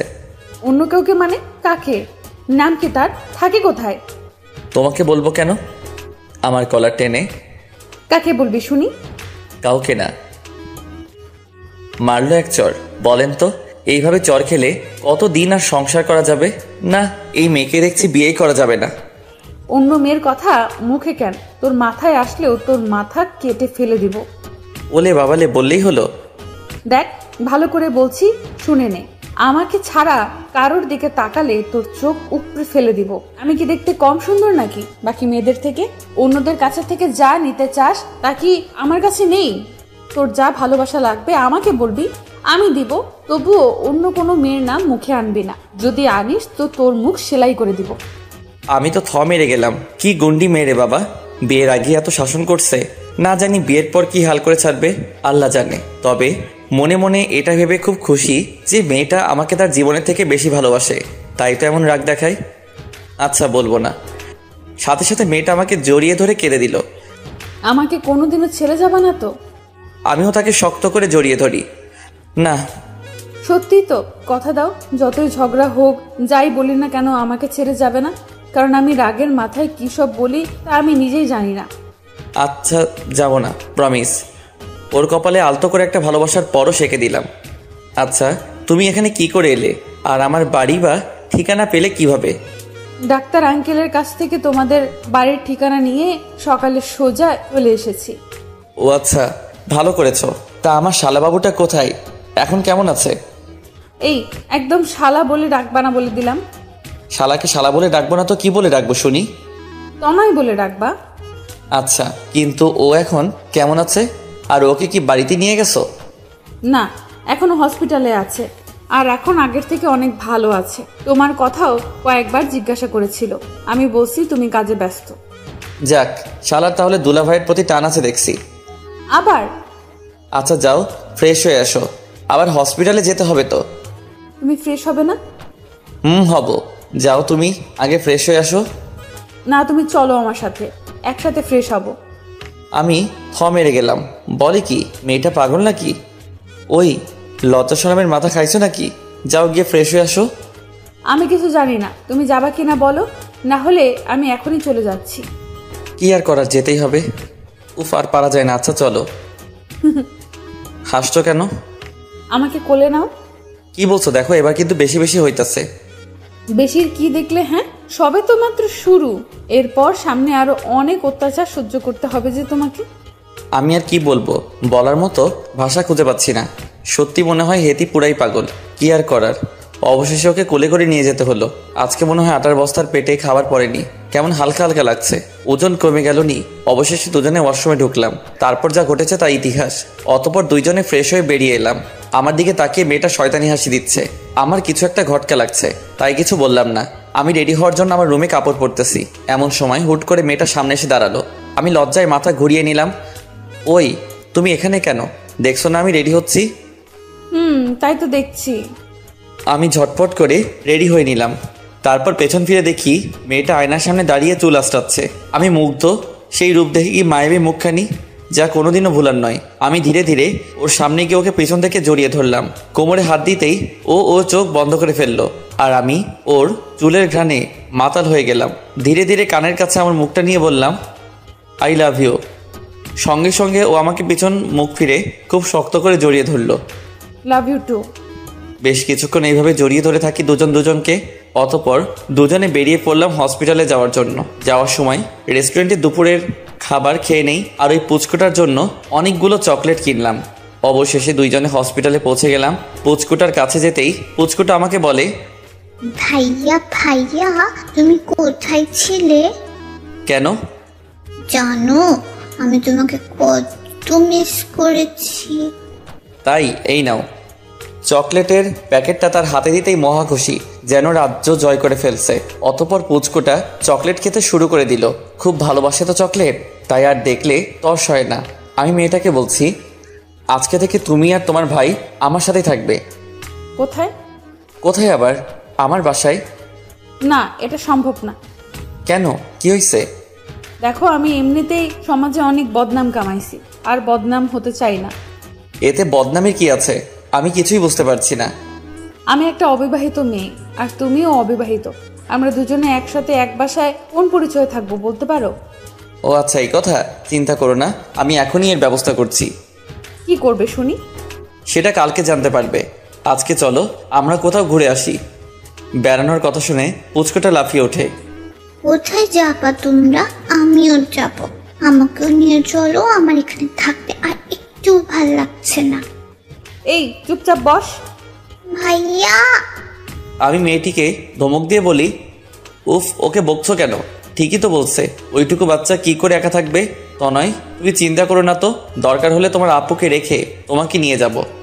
তনয় সাথে সাথে আমার কোলে উঠে পড়ে, আর ওর আপুর দিকে তাকিয়ে হাসে। বাবা, ভাইয়াকে পেয়ে আপুকে ভুলে গেলি? আমি আর তনয় দুইজনেই হেসে ফেলি। তারপর আমরা সবাই বেরিয়ে পড়লাম। বের হওয়ার আগে ডাক্তার আঙ্কেলের সাথে একবার দেখা করেছিলাম, কারণ পরে যদি আবার বাচ্চাটার কোনো প্রকার শরীর খারাপ হয় তাই। ডাক্তার আঙ্কেল বলছেন দরকার হলে ফোন করতে। তাই আর দেরি না করে সবাই বেরিয়ে পড়লাম ঘুরতে যাওয়ার জন্য। আজকে চারপাশের প্রকৃতিতে কেমন একটা সৌন্দর্য বিরাজ করছে।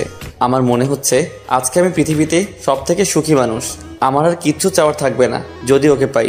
আপন মনে গাড়ি চালাচ্ছি, আর মেয়েটি আর ওর ভাই দুইজনে আজকে খুব খুশি। দুজনের মুখে হাসি খুব ভালো লাগছে। ওদের মুখের এই হাসি দেখে এই হাসিটা যেন কখনো কোনো কারণে না হারিয়ে যায়, সেই ব্যবস্থা করব। এসব ভাবতে ভাবতে একটা পার্কের সামনে এসে গাড়ি থামালাম। আগে আমি নেমে গেলাম, তারপর ওরা নেমে গেল। তনয়কে আমার কোলে দাও, তোমার কষ্ট হবে। না, কিছু হবে না, ঠিক আছে, আমি রাখতে পারবো। তনয়, তুমি ভাইয়ার কোলে আসবে না? তনয়ের দিকে তাকিয়ে হাত বাড়িয়ে দিলাম। আপু আমি ভাইয়ের কোলে যাব। আচ্ছা যা, এই নাও ধরো। তারপর আমি তনয়কে কোলে করে নিয়ে পার্কের ভিতরে চলে আসলাম। তিনজনে একটা খোলা জায়গায় বসেছিলাম। আজকের আকাশটা কেন এত রোমান্টিক লাগছে। মেঘের গুচ্ছগুলো উড়ে উড়ে খেলা করছে, আর আমি তাদের খেলা করার দিকে এক নজরে তাকিয়ে আছি। মেয়েটির শব্দে ধ্যান ভাঙল। কি হলো? ওভাবে ওপরে তাকিয়ে কি দেখছো? না মানে আজকের আকাশটা কত সুন্দর, তাই না? কেন, আজকে আকাশের কি রং বদলে গেছে নাকি? দূর তা না, কেমন জানি একটা রোমান্টিক ভাব দেখা যাচ্ছে। শয়তানি বুদ্ধি। তাহলে একটু শয়তানি করেই ফেলি। এই একদম না, দেখছো এখানে কে বসে আছে? ও কিন্তু তোমাকে পিটাবে। তাই নাকি? আমি তনয়ের দিকে তাকাই, দেখি তনয় হাসছে। কি ব্যাপার, তুমিও হাসছো কেন? এমনি। আমি আর কিছু বললাম না। এর মধ্যে পুচকুটা বলে, আপু ওই দিকে যাব। কেন, এখানে কি হয়েছে? দেখো না আপু, কত সুন্দর ফুল ওখানে, আমি ওগুলো নেব। কি করবে তুমি ফুলগুলো নিয়ে? জানি না, চলো না আপু, চলো না। মাঝখান থেকে আমি তনয়কে বললাম, তনয় তুমি গিয়ে সুন্দর সুন্দর অনেকগুলো ফুল তুলে আনো তো। আচ্ছা। তনয় গেল ফুল তুলতে। তারপর মেয়েটির বকবক, তুমি ওকে যেতে বললে কেন? তোমার সাথে শয়তানি করব তাই। এই একদম ফাজলামো করবা না বলে দিলাম, তাহলে কিন্তু খুব খারাপ হবে। কি করবে শুনি? ওর হাত ধরে টেনে আমার বুকের সাথে জড়ানোর চেষ্টা করলাম, কিন্তু সে তার গায়ের জোর দিয়ে ছাড়িয়ে নেয় নিজেকে। এই কি করছো? হ্যাঁ, লজ্জা শরম বলতে কিছু নেই? লোকে দেখলে কি ভাববে? যা খুশি ভাবুক, তাতে আমার কি?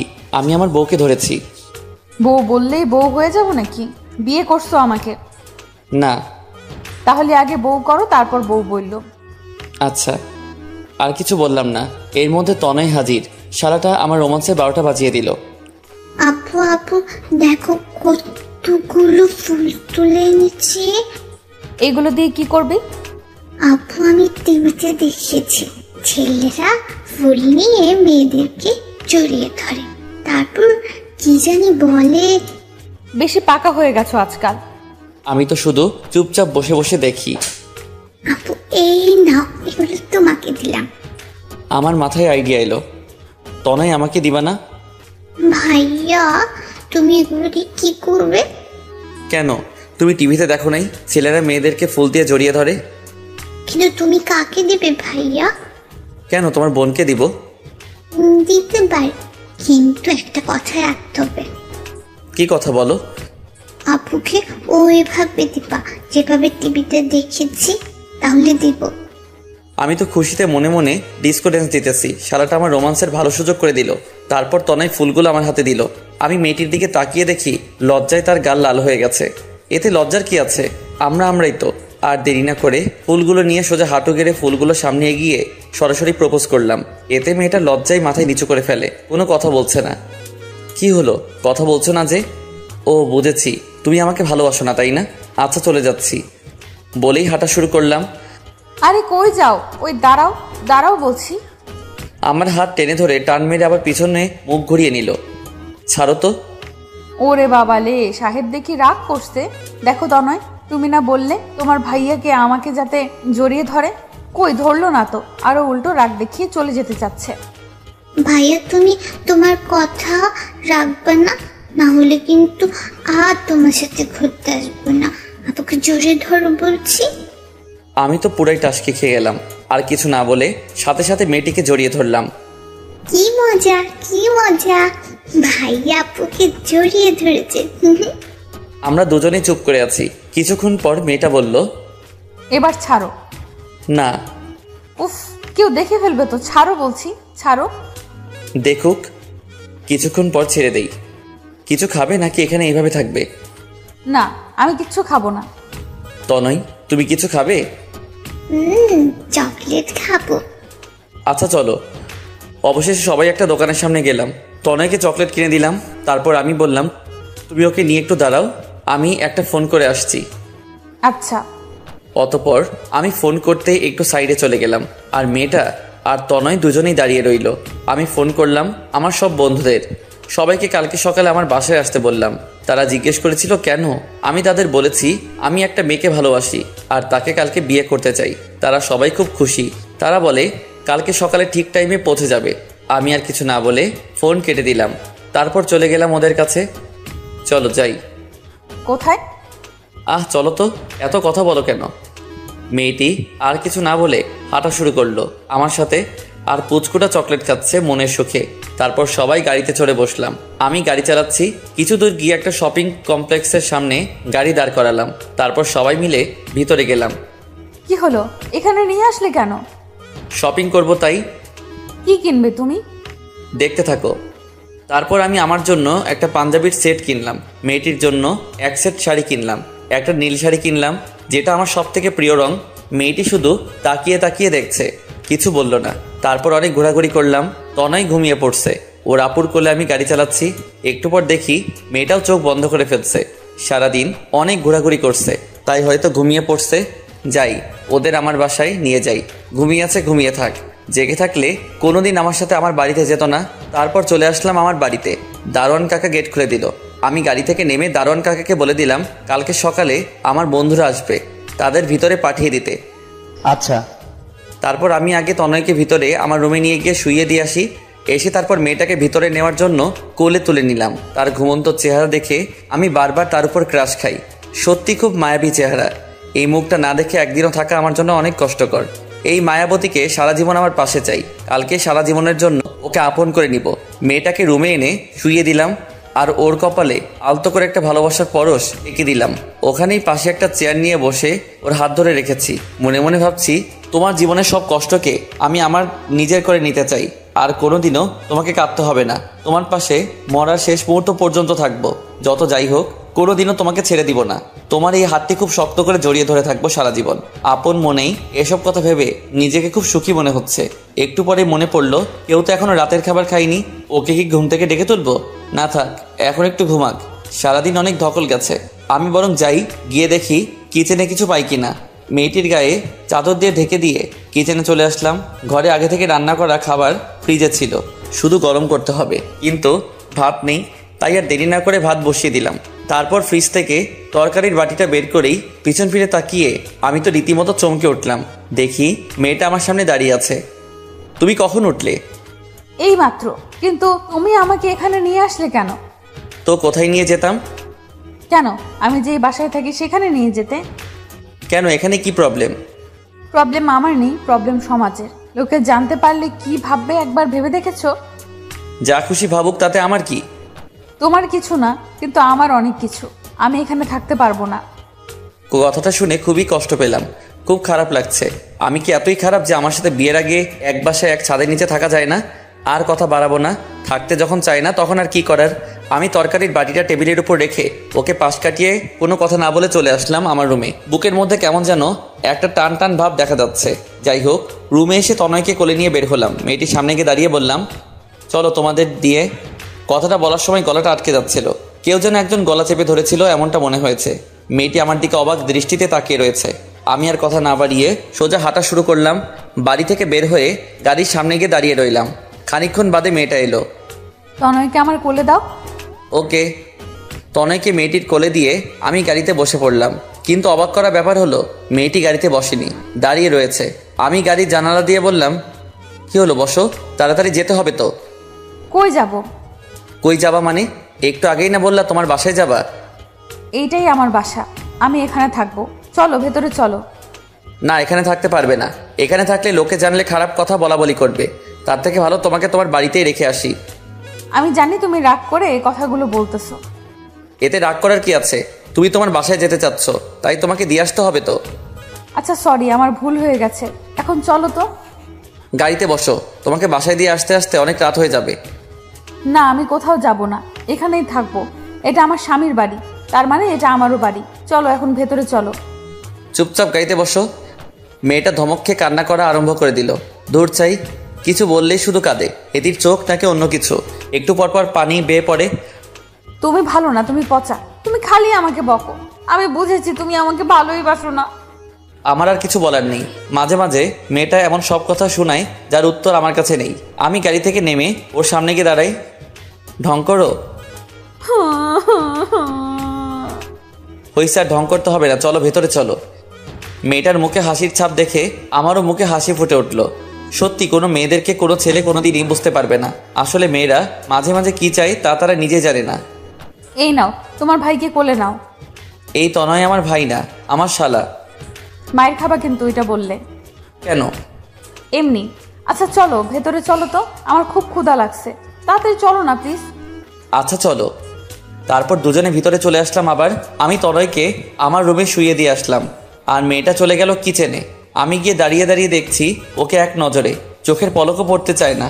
একেবারে পুরো নতুন বইয়ের মতো লাগছে। মেয়েটির আমার দিকে চোখ পড়লো। এই কি দেখছো এইভাবে?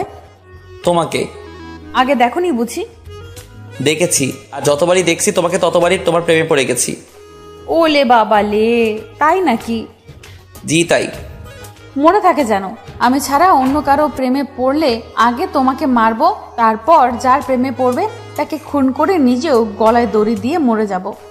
ওই কি বলিস এসব? অন্য কারো প্রেমে পড়বো কেন তুই থাকতে? শোন, আমি বাকি সবার থেকে আলাদা। আমি এক নারীতে সন্তুষ্ট পুরুষ, বুঝলি? বুঝছি, যাও এখন গিয়ে টেবিলে বসো, আমি রান্নাটা শেষ করে আসছি। এই শোনো। কি? আস্তে আস্তে হেঁটে ওর সামনে যাচ্ছি। এই সামনে আসছো কেন? মতলবটা কি? হ্যাঁ, হা হা হা। এই দেখো, একদম দুষ্টুমি করার চেষ্টা করবা না বলে দিলাম, তাহলে কিন্তু। কিন্তু কি কি করবে শুনি? পালিয়ে যাব। চেষ্টা করতে পারো। না প্লিজ, এখন এমন করো না প্লিজ। আমি সাথে সাথে ওর হাত ধরে টেনে আমার বুকের মধ্যে জড়িয়ে নিলাম। সঙ্গে সঙ্গে মেয়েটি তার চোখ বন্ধ করে ফেললো। বুঝতে পারছি খুব লজ্জা পেয়েছে। এমন একটা লজ্জাবতী রাঙা বউকে না চায়। সবাই চায় যেন তার প্রিয় মানুষটি তাকে নিজের থেকে বেশি ভালোবাসে। এমন সৌভাগ্য আর কজনের হয়? আজকে নিজেকে খুবই ভাগ্যবান মনে হচ্ছে। অনেকক্ষণ জড়িয়ে ধরে থাকার পর মেয়েটির শব্দে ধ্যান ভেঙে গেল। এই ছাড়ো, ছাড়ো বলছি। এই জন্য আমি থাকতে চাইনি, তুমি শুধু দুষ্টুমি করার সুযোগ খুঁজো। গায়ের জোর খাটিয়ে নিজেকে ছাড়িয়ে নিল। 10টা না 5টা না একটা মাত্র বউ, তার সাথে করবো না তো কার সাথে করবো শুনি? হয়েছে, আর প্রেম দেখাতে হবে না। তো কি দেখাবো? মেয়েটি কিছু না, যাও গিয়ে টেবিলে বসো, আমি খাবার নিয়ে আসছি। আমি কি সাহায্য করতে পারি? কি করবে শুনি? যেন কোনো কিছু। আচ্ছা। ও হয়তো ভাবছে অন্য কিছু, কিন্তু আমি তো মনে মনে অন্য কিছু ভাবছি। কি ভাবছি তা দেখতে পাবেন। অতঃপর মেয়েটি রান্না করছে। আমি আস্তে করে তার পিছনে গেলাম, মেয়েটিকে আবার জড়িয়ে ধরলাম। এই এই কি করছো? আবার শুরু করলা নাকি? এই বুঝি তোমার সাহায্য করা? তুমি রান্না করো, আমি তোমাকে জড়িয়ে ধরে থাকি। সাথে সাথে আমার হাতগুলো ওর কোমর স্পর্শ করতেই ও কিছুটা শিউরে ওঠে, চোখ বন্ধ করে ফেলে। ওর হার্টবিট বেড়ে যাচ্ছে, খুব জোরে জোরে নিঃশ্বাস নিচ্ছে। এমনকি ওর ঠোঁট জোড়া কাঁপছে। ইচ্ছে করেছিল একটা কিস করতে, কিন্তু তা করিনি, নিজেকে সামনে নেই। আমার হার্টবিট দ্বিগুণ বাড়ছে, কেমন যেন লাগছে। প্লিজ লক্ষ্মীটা ছেড়ে দাও। আমার আর বুঝতে বাকি রইল না, ও পুরোপুরি আমার নেশায় ডুবে যাবে যদি বেশিক্ষণ জড়িয়ে ধরে থাকি। তাই আমিও নিজেকে কন্ট্রোল করে রাখলাম, ছেড়ে দিলাম ওকে। মেয়েটি লজ্জায় মাথা তুলতে পারছে না। মন ভরছে, এখন যাও গিয়ে টেবিলে বসো। আর যদি দুষ্টুমি করার চেষ্টা করো তাহলে কিন্তু এই খুন্তি দিয়ে ছাকা দিব।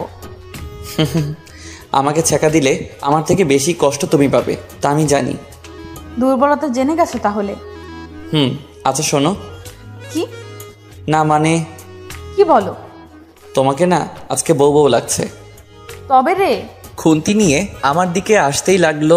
আমি দিলাম দৌড়। দৌড়ে গিয়ে খাবার টেবিলে বসে রইলাম। কিছুক্ষণ পর মেয়েটা খাবার নিয়ে এলো। আমাকে খাবার বেড়ে দিয়ে আবার সে আগের মতো একপাশে দাঁড়িয়ে রইল। কি হলো, দাঁড়িয়ে রইলে যে খাবে না? তুমি আগে খাও, তারপর খাবো। না খাবো না, তুমি বসো এখানে। মেয়েটিকে জোর করে বসিয়ে দিলাম আমার পাশের চেয়ারে। অতঃপর ভাতের প্লেট হাতে নিয়ে তাকে তুলিয়ে আগে খাইয়ে দিলাম। কি রোমান্টিক সিন, যে দেখবে সে জ্বলে পুড়ে মরবে। তারপর মেয়েটিও আমাকে নিজের হাতে করে খাইয়ে দিল। খাওয়ানোর সময় আমি 2-1 ওর হাতে কামড় দিই। ও কিছু বলে নাই, শুধু হাসে, আর আমি শুধু তাকিয়ে তাকিয়ে দেখি। তারপর খাওয়া দাওয়া শেষ করে সোফায় বসে বসে ফোন টিপছি, আর মেয়েটা কিচেনে একটু কাজ করছে। হঠাৎ করে আমার ফোনের স্ক্রিনে একটা অপরিচিত নাম্বার ভেসে উঠল। আমি ফোনটা হাতে নিয়ে ভাবছি কে হতে পারে যে এই সময় আমাকে ফোন করবে, তাও আবার অচেনা নাম্বার থেকে। ফোনটা রিং বেজে যাচ্ছে। প্রথমবার রিসিভ করিনি, তারপর আবার কল আসলো, তাই আর কিছু না ভেবে কলটা রিসিভ করলাম। প্রথমে সালাম দিলাম। ফোনের ওপাশ থেকে চিরচেনা একটা আওয়াজ শুনতে পেয়ে আমি অবাক, কারণ ফোনটা আর যে কেউ করেনি, করেছে আমার আব্বু। সালামের উত্তর দিতেই বুঝে গেলাম, আব্বু তুমি? হ্যাঁ, কি করছিস তুই? আর নিজের খেয়াল ঠিক মতো রাখছিস তো? জি আব্বু, আমার জন্য চিন্তা করো না। তোমার মতো বাবা থাকতে আমার আবার কি হতে পারে। আব্বু তুমি কবে আসবে? তোমাকে যে আমার অনেক কথা বলার আছে। কি কথা, ফোনে বল। না আব্বু, তুমি আগে দেশে আসো, তারপর বলবো। এখন বল, যদি কোনো প্রবলেম থাকে তাহলে এখান থেকে সমাধান করার চেষ্টা করব। আমি ভাবছি আব্বুকে সব বলবো কি বলবো না। এমনিতেই কাজে বিজি, উনি টেনশনের মধ্যে আবার টেনশন দেওয়াটা কি ঠিক হবে? না মানে আব্বু আসলে একটা কথা বলার ছিল। হ্যাঁ, কি কথা বল। মানে কথাটা হলো, আরে বলবি তো কি কথা। আমি আর দেরি না করে ঝটফট বলে দিলাম, যা হবার হবে। আব্বু, আমি একটা মেয়েকে ভালোবাসি, আর আগামীকাল তাকে বিয়ে করতে যাচ্ছি। আমি ভেবেছিলাম হয়তো আব্বু তার একমাত্র ছেলের ভালোবাসাটা বুঝবে, কিন্তু তা হয়নি। তোর সাহস তো কম না? এতদিন তোকে খাইয়ে পরিয়ে মানুষ করেছি এজন্য যে তুই আমার অনুমতি ছাড়া বিয়ে করবি, তা আবার অন্য মেয়েকে? কথাটা শুনে আমার বুকটা ধরফর করতেছে। কি হচ্ছে বুঝতে পারতেছি না। এখন কি করব? তাহলে কি আব্বু আমার ভালোবাসাকে মেনে নিবে না? না মানে আব্বু, আমি মেয়েটাকে খুব ভালোবাসি, তাই এটা করতে হচ্ছে। এরপর যা বললো তা শোনার জন্য আমি একদমই প্রস্তুত ছিলাম না। তোর বিয়ে আগে থেকে একজনের সাথে ঠিক করে রেখেছি, আর তুই তাকেই বিয়ে করবি। কথাটা শুনে আমার মাথায় আকাশ ভেঙে পড়ল। না আব্বু, এটা আমি করতে পারবো না। আমি ওই মেয়েটাকে খুব ভালোবাসি, আর তাকে ছাড়া কাউকে বিয়ে করতে পারবো না। আর কিছু কথা বলার আগেই কলটা টুট টুট করে কেটে গেল। আমি আবার ব্যাক করলাম, কিন্তু ফোন অফ। চিন্তায় পড়ে গেলাম, তাহলে কি আব্বু আমার ভালোবাসা মেনে নিবে না? না না, এটা হতে পারে না। ওকে ছাড়া কাউকে বিয়ে করতে পারবো না। একবার বিয়ে হয়ে গেলে আব্বুর আর কিছু করার থাকবে না। কিছুদিন রেগে থাকলেও পরে ঠিকই মেনে নিবে। তার একমাত্র ছেলে বলে কথা। বসে বসে ভাবছি কি করা যায়, কিভাবে আব্বুকে রাজি করানো যায়। এসব ভাবতে ভাবতে হঠাৎ করে মেয়েটা আমার সামনে এসে দাঁড়ালো। এই কি হলো তোমার? কিছু ভাবছো? আমি কিছুটা চমকে উঠলাম। কই কিছু না তো, কাজ শেষ তোমার? শেষ। আচ্ছা যাও, গিয়ে শুয়ে পড়ো। না, এখন ঘুমাবো না। তো কি করবা শুনি? তোমার সাথে বসে গল্প করব। ও আচ্ছা, এখানে বসো তাহলে।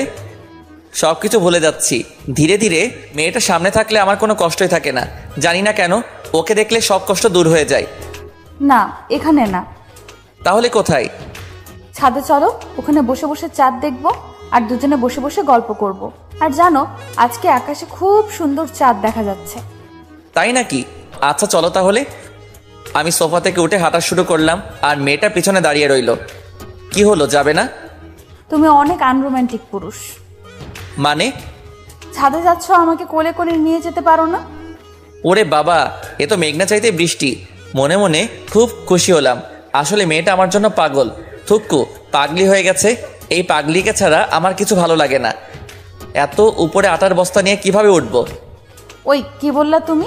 আমি আটার বস্তা? দেখো, খারাপ হবে যদি এখনই কোলে করে আমাকে ছাদে নিয়ে না যাও তাহলে। তাই নাকি? আচ্ছা নিব না, কি করবে শুনি? ও বুঝেছি, তুমি আমাকে ভালোবাসো না তাই না? আমি মরে গেলে খুব খুশি হবে তাই তো? আমার জায়গায় অন্য কাউকে আনতে পারবে। আমি তো কথা বলার ভাষা হারিয়ে ফেলছি। মাঝে মাঝে এমনভাবে মেয়েটা আমাকে তার কথার জালে ফেলে, যা থেকে আমার মুক্তি পাওয়ার কোনো উপায় নেই। ওই কি বলছিস এসব? আমি তোকে ভালোবাসি, বিশ্বাস কর। করি না বিশ্বাস। তুমি অন্য কাউকে ভালোবাসো তাই না? কি মেয়েটা কোথায় থাকে? দেখতে কি আমার থেকে সুন্দর, যার জন্য আমাকে অবহেলা করো? আমি তার সামনে গিয়ে দাঁড়ালাম। তারপর ওকে কাছে টানার চেষ্টা করলাম, কিন্তু ও নিজেকে ছাড়িয়ে নিল। একদম আমাকে টাচ করবা না। তুমি আমাকে না, আমার দেহকে ভালোবাসো। আমার মাথায় রক্ত উঠে গেল ওর এসব ফালতু কথা শুনে। ঠাস করে মারলাম এক থাপ্পড়। তোকে না কতবার বলছি এসব ফালতু কথা বলবি না, জানিস না এসব কথা শুনলে আমার রাগ হয়। হ্যাঁ, তা তো হবেই। সত্যি কথা বললে কার না রাগ ওঠে। সত্য তো আর সবাই হজম করতে পারে না। তুমি আমাকে ভালোবাসো না, ভালোবাসলে আমাকে এভাবে মারতে পারতে না। যাও, আমি চলে যাব, আর আসবো না। ভালো থাকো, বাই। পিছন ফিরে হাঁটা শুরু করলো, সাথে সাথে হাত ধরে মারলাম এক টান, সোজা আমার বুকের মধ্যে এসে পড়ে। কই যাও? জানি না। কাঁদছো কেন? তাতে তোমার কি? আমি তো আর তোমার কেউ না। ছাড়ো আমাকে, ছাড়ো বলছি। আমি আরো শক্ত করে জড়িয়ে ধরি। আমার লক্ষ্মী বউটা কি রাগ করছে? আচ্ছা, আর কাঁদতে হবে না, এবার কান্না থামাও। চলো, তোমাকে কোলে করেই নিয়ে যাচ্ছি। মেয়েটিকে কোলে নিয়ে আমি সিঁড়ি বেয়ে ছাদে উঠছিলাম। মনে হচ্ছিল কোনো ময়দার বস্তাকে কোলে নিচ্ছি। আবার একটু খুশি লাগছে এই ভেবে যে মেয়েটা আমাকে প্রচন্ড ভালোবাসে। আস্তে আস্তে করে সিঁড়ি বেয়ে ছাদে উঠছি। বেশ বুঝতে পারছি আমার জামাটা ভেজা ভেজা লাগছে, কিন্তু হঠাৎ জামাটা ভিজলো কিভাবে? মেয়েটির দিকে দেখি ও মুখ লুকিয়ে আছে আমার বুকের মধ্যে, কিন্তু আমার জামা ভিজতেছে কেন? তার মানে কি মেয়েটা কাঁদছে নাকি? তাড়াতাড়ি করে ছাদে উঠে গেলাম। এই যে ম্যাডাম, ছাদে এসে গেছে, এবার নামুন। না। ওই নিজের ইচ্ছে নামবি নাকি ফেলে দেব? মেয়েটি আর কিছু না বলে আস্তে করে নেমে গেল। ওর দিকে তাকিয়ে আমার বুকের ভিতরটা কেমন জানি একটা মোচড় দিয়ে উঠলো। দেখলাম মেয়েটার চোখে নোনা পানি, আর আমার জামার দিকে একবার তাকিয়ে দেখলাম বুকের মাঝে কিছুটা জায়গা ভিজে গেছে। কিছুই বুঝতে পারলাম না, শুধু শুধু আবার কাঁদছে কেন? এটা মেয়ে নাকি অন্য কিছু? যাই বলি না কেন, একটু এদিক ওদিক হলেই কাঁদে। এই কাঁদছো কেন? কি হয়েছে? কিছু না। আমি তার চোখের পানি মুছে দিলাম। তাহলে এইভাবে কাঁদছো কেন? বলো আমাকে কি হয়েছে? কিছু বলার আগে হুট করে জড়িয়ে ধরে, খুব শক্ত করে জড়িয়ে ধরে। আমার নিঃশ্বাস নিতেও কষ্ট হচ্ছিল। জড়িয়ে ধরে কান্না করে দিল। কি হয়েছে? তুমি এইভাবে কাঁদছো কেন, বলবে তো? জানো, মাঝে মাঝে ভয় হয় তুমি আমাকে আবার ছেড়ে চলে যাবে না তো। আমি যে তোমাকে খুব বেশি ভালোবাসি, নিজের থেকেও বেশি ভালোবাসি। তুমি যা বলবে তাই করব, তবুও কোনোদিন আমাকে ছেড়ে চলে যাবে না তো? এই পৃথিবীতে শুধু তুমিই আছো যে আমাকে ভালোবাসে, যে আমার মন বোঝে। তুমি ছেড়ে চলে গেলে যে মরণ ছাড়া আর কিছুই করার থাকবে না আমার। ওর এমন কথা শুনে বুকের মধ্যে একটা ব্যথা অনুভব করলাম। কেন তা জানি না, হয়তো ভালোবাসি তাই। মেয়েটি আমাকে আরো শক্ত করে জড়িয়ে ধরে রইল। আচ্ছা, একটা কথা বলি। একটা না, হাজারটা বলো। অনুমতি নেওয়ার দরকার হবে না, বিনা অনুমতিতে যা খুশি করতে পারো। সবকিছু তোমার নামে দিয়ে দিছি। আচ্ছা, আমাকে এত ভালোবাসো কেন? জানি না। বলবে নাকি চলে যাব? বললাম তো জানি না। আরো শক্ত করে জড়িয়ে ধরলো চলে যাওয়ার কথা শুনে। আচ্ছা ছাড়ো আমাকে, আমি চলে যাব। তুমি ভালো না, এত কষ্ট করে কোলে নিয়ে ছাদে নিয়ে আসলাম, কোথায় একটু আদর করবে তা না, শুধু কেঁদেই যাচ্ছে। মেয়েটি আমাকে ছেড়ে দিল, আর সেই সাথে কান্নাও থেমে গেল। ওই যাবা? যেখানে খুশি। তোমার কি? আমারই সব, বুঝেছ? মানে কিছু না, ওইদিকে দেখো। আমি মাথা ঘোরাতেই ও আমার গালে একটা চুমু খেলো। এইটা কি হলো? আমি তো হতবাক হয়ে গেলাম, কারণ আমি বুঝতে পারিনি ও আমাকে এইভাবে চুমু খাবে। কেন আদর করলাম? তুমি না বললে আমি তোমাকে আদর করি না, তাই তো আদর করে দিলাম। এটা ধোঁকা, আদর না। তুই আমাকে না বলে আমার গালে চুমু খেলে কেন? কেন, এর জন্য আবার অনুমতি নিতে হবে নাকি? নিতে হবে মানে 100 বার নিতে হবে, কারণ গালটা আমার, আর এটা সরকারি কোনো জিনিস না যে কেউ মন চাইলেই নিয়ে যাবে। এখন ওইটাতে শুধু আমার অধিকার, বুঝলে? তাহলে আমিও তাই করব। কি করবে শুনি? আর কিছু না বলে সঙ্গে সঙ্গে ওর ঠোঁট জোড়ার সাথে আমার ঠোঁট জোড়া লাগিয়ে দিলাম। ও আমার নেশায় পুরোপুরি ডুবে গেল। প্রায় 10 মিনিট পর ছেড়ে দিলাম। দুজনেই হাঁপাচ্ছি। তুমি ভালো না, তুমি পচা। এইভাবে কেউ হুট করে কিস করে নাকি? যদি মরে যেতাম? আমি আছি তো, আবার কিস দিয়ে বাঁচিয়ে দিতাম। লুচু কোথাকার, আমাকে যা করার করবে, কিন্তু অন্য মেয়ের নামও মুখে আনবে না, কেমন? আচ্ছা। পরে দুজনেই ছাদে রাখা দোলনার উপরে বসে দোল খাচ্ছিলাম, আর চাঁদের আলো উপভোগ করছিলাম। আজকে চাঁদেরও হিংসা হচ্ছে আমাদের দেখে, তাই ধীরে ধীরে চাঁদটাও মেঘের আড়ালে হারিয়ে গেল। অনেক রাত পর্যন্ত দুজনে বসে গল্প করছি। তারপর আবার রুমে আসার আগে সেই আগের বায়না ধরলো, কোলে নিতে হবে, না হলে রুমে যাবে না। কি আর করার, বাধ্য হয়ে কোলে তুলে নিলাম। মেয়েটাকে কোলে নিয়ে আমি এক দৃষ্টিতে তার দিকে তাকিয়ে রইলাম। তার কাজল কালো চোখগুলো দেখে আমার চোখের জ্বালা বেড়ে যাচ্ছে। মন চায় সারাদিন সারাক্ষণ শুধু তাকিয়ে থাকি, চোখের পলকও পড়তে চাচ্ছে না। আমার এইভাবে তাকিয়ে থাকা দেখে মেয়েটা লজ্জায় আমার বুকের মধ্যে মুখ লুকিয়ে ফেলে। নিজের অজান্তে আমার মুখে হাসি ফুটে ওঠে ওর এই কাণ্ড দেখে। পরে ওকে নিয়ে আমার রুমে শুইয়ে দিলাম ওর ভাইয়ের সাথে। আচ্ছা এখন ঘুমাও, সকালে তাড়াতাড়ি উঠতে হবে তো। তুমি ঘুমাবে না? হ্যাঁ ঘুমাবো তো, আমি ওইখানে সোফায় ঘুমাই, তুমি খাটে ঘুমাও। এত বড় খাট থাকতে সোফায় ঘুমাবে কেন? আমি আর কিচ্ছু শুনতে চাই না, তুমিও খাটে ঘুমাবে আমাদের সাথে, ব্যাস। দেখো বোঝার চেষ্টা করো, এখন এক খাটে ঘুমালে নিজেকে সামলাতে পারবো না, তাই প্লিজ আর জেদ করো না, ঘুমিয়ে পড়ো। যা খুশি করো, বাধা দিছে কে? আগেও বলেছি এখনো বলছি, আমি আমার সব কিছু তোমাকে দিয়ে দিছি, তাই বেশি কথা না বলে চুপচাপ এখানে এসে ঘুমাও, আমি তোমার বুকে ঘুমাবো। এসব পাগলামি বন্ধ করো তো, ঘুমিয়ে পড়ো, অনেক রাত হইছে। দেখো চুপ এখানে শুয়ে পড়ো, না হলে কিন্তু। কিন্তু কি?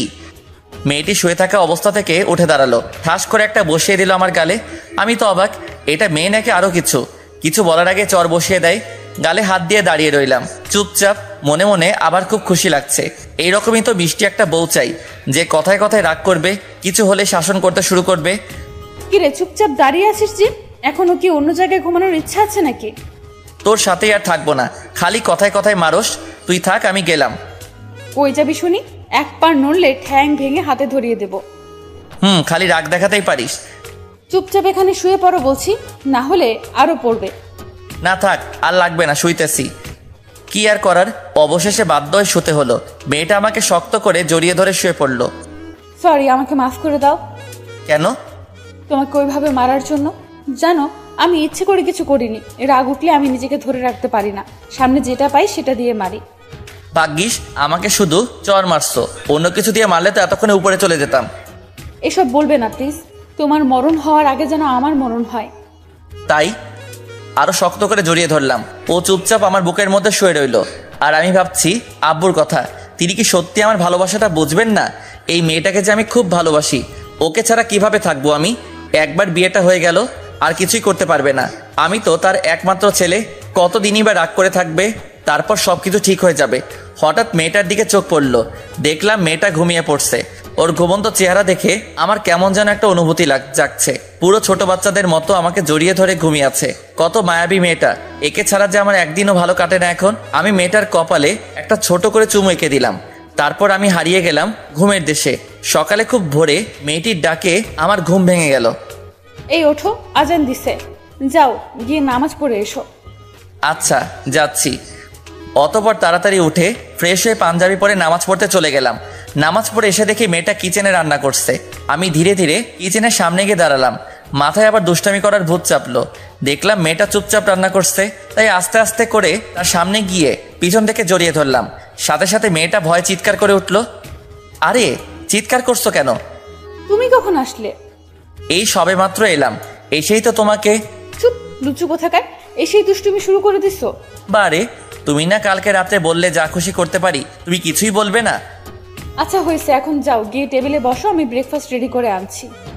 না, আমি এখানেই থাকবো, আর এভাবে জড়িয়ে ধরে থাকবো। তুমি রান্না করো, আমি দেখছি। উফ, তোমাকে নিয়ে আর পারা যায় না। আচ্ছা থাকো, কিন্তু দুষ্টুমি করবে না। আমি তো দুষ্টুমি করবই, তার জন্যই তো ধরেছি। বলে আমার হাত ওর কোমর স্পর্শ করলো। সাথে সাথে ও কিছুটা শিউরে উঠে চোখ বন্ধ করে ফেলে। দেখো খুব খারাপ হচ্ছে কিন্তু। ওক, তাতে কার কি? আমি আমার বউকে ধরেছি, তাতে তোমার কি? মেয়েটা আর কিছু না বলে এক ঝটকে নিজেকে ছাড়িয়ে নিল। হয়েছে, এত বউ বউ করতে হবে না, বিয়েটা হোক আগে, তারপর বউ বউ করো। এখন যাও গিয়ে টেবিলে বসো বলছি। দূর, তুমি খালি আমাকে বকা দাও। যাও, আমি আর তোমার কাছে আসবো না। বলেই হনহন করে হেঁটে চলে আসলাম। এসে টেবিলে বসে রইলাম। এর মধ্যে বন্ধুর ফোন। রাকিব কল দিছে। রাকিব আমার বেস্ট ফ্রেন্ড। কলটা রিসিভ করলাম। কিরে, সব কিছু রেডি তো?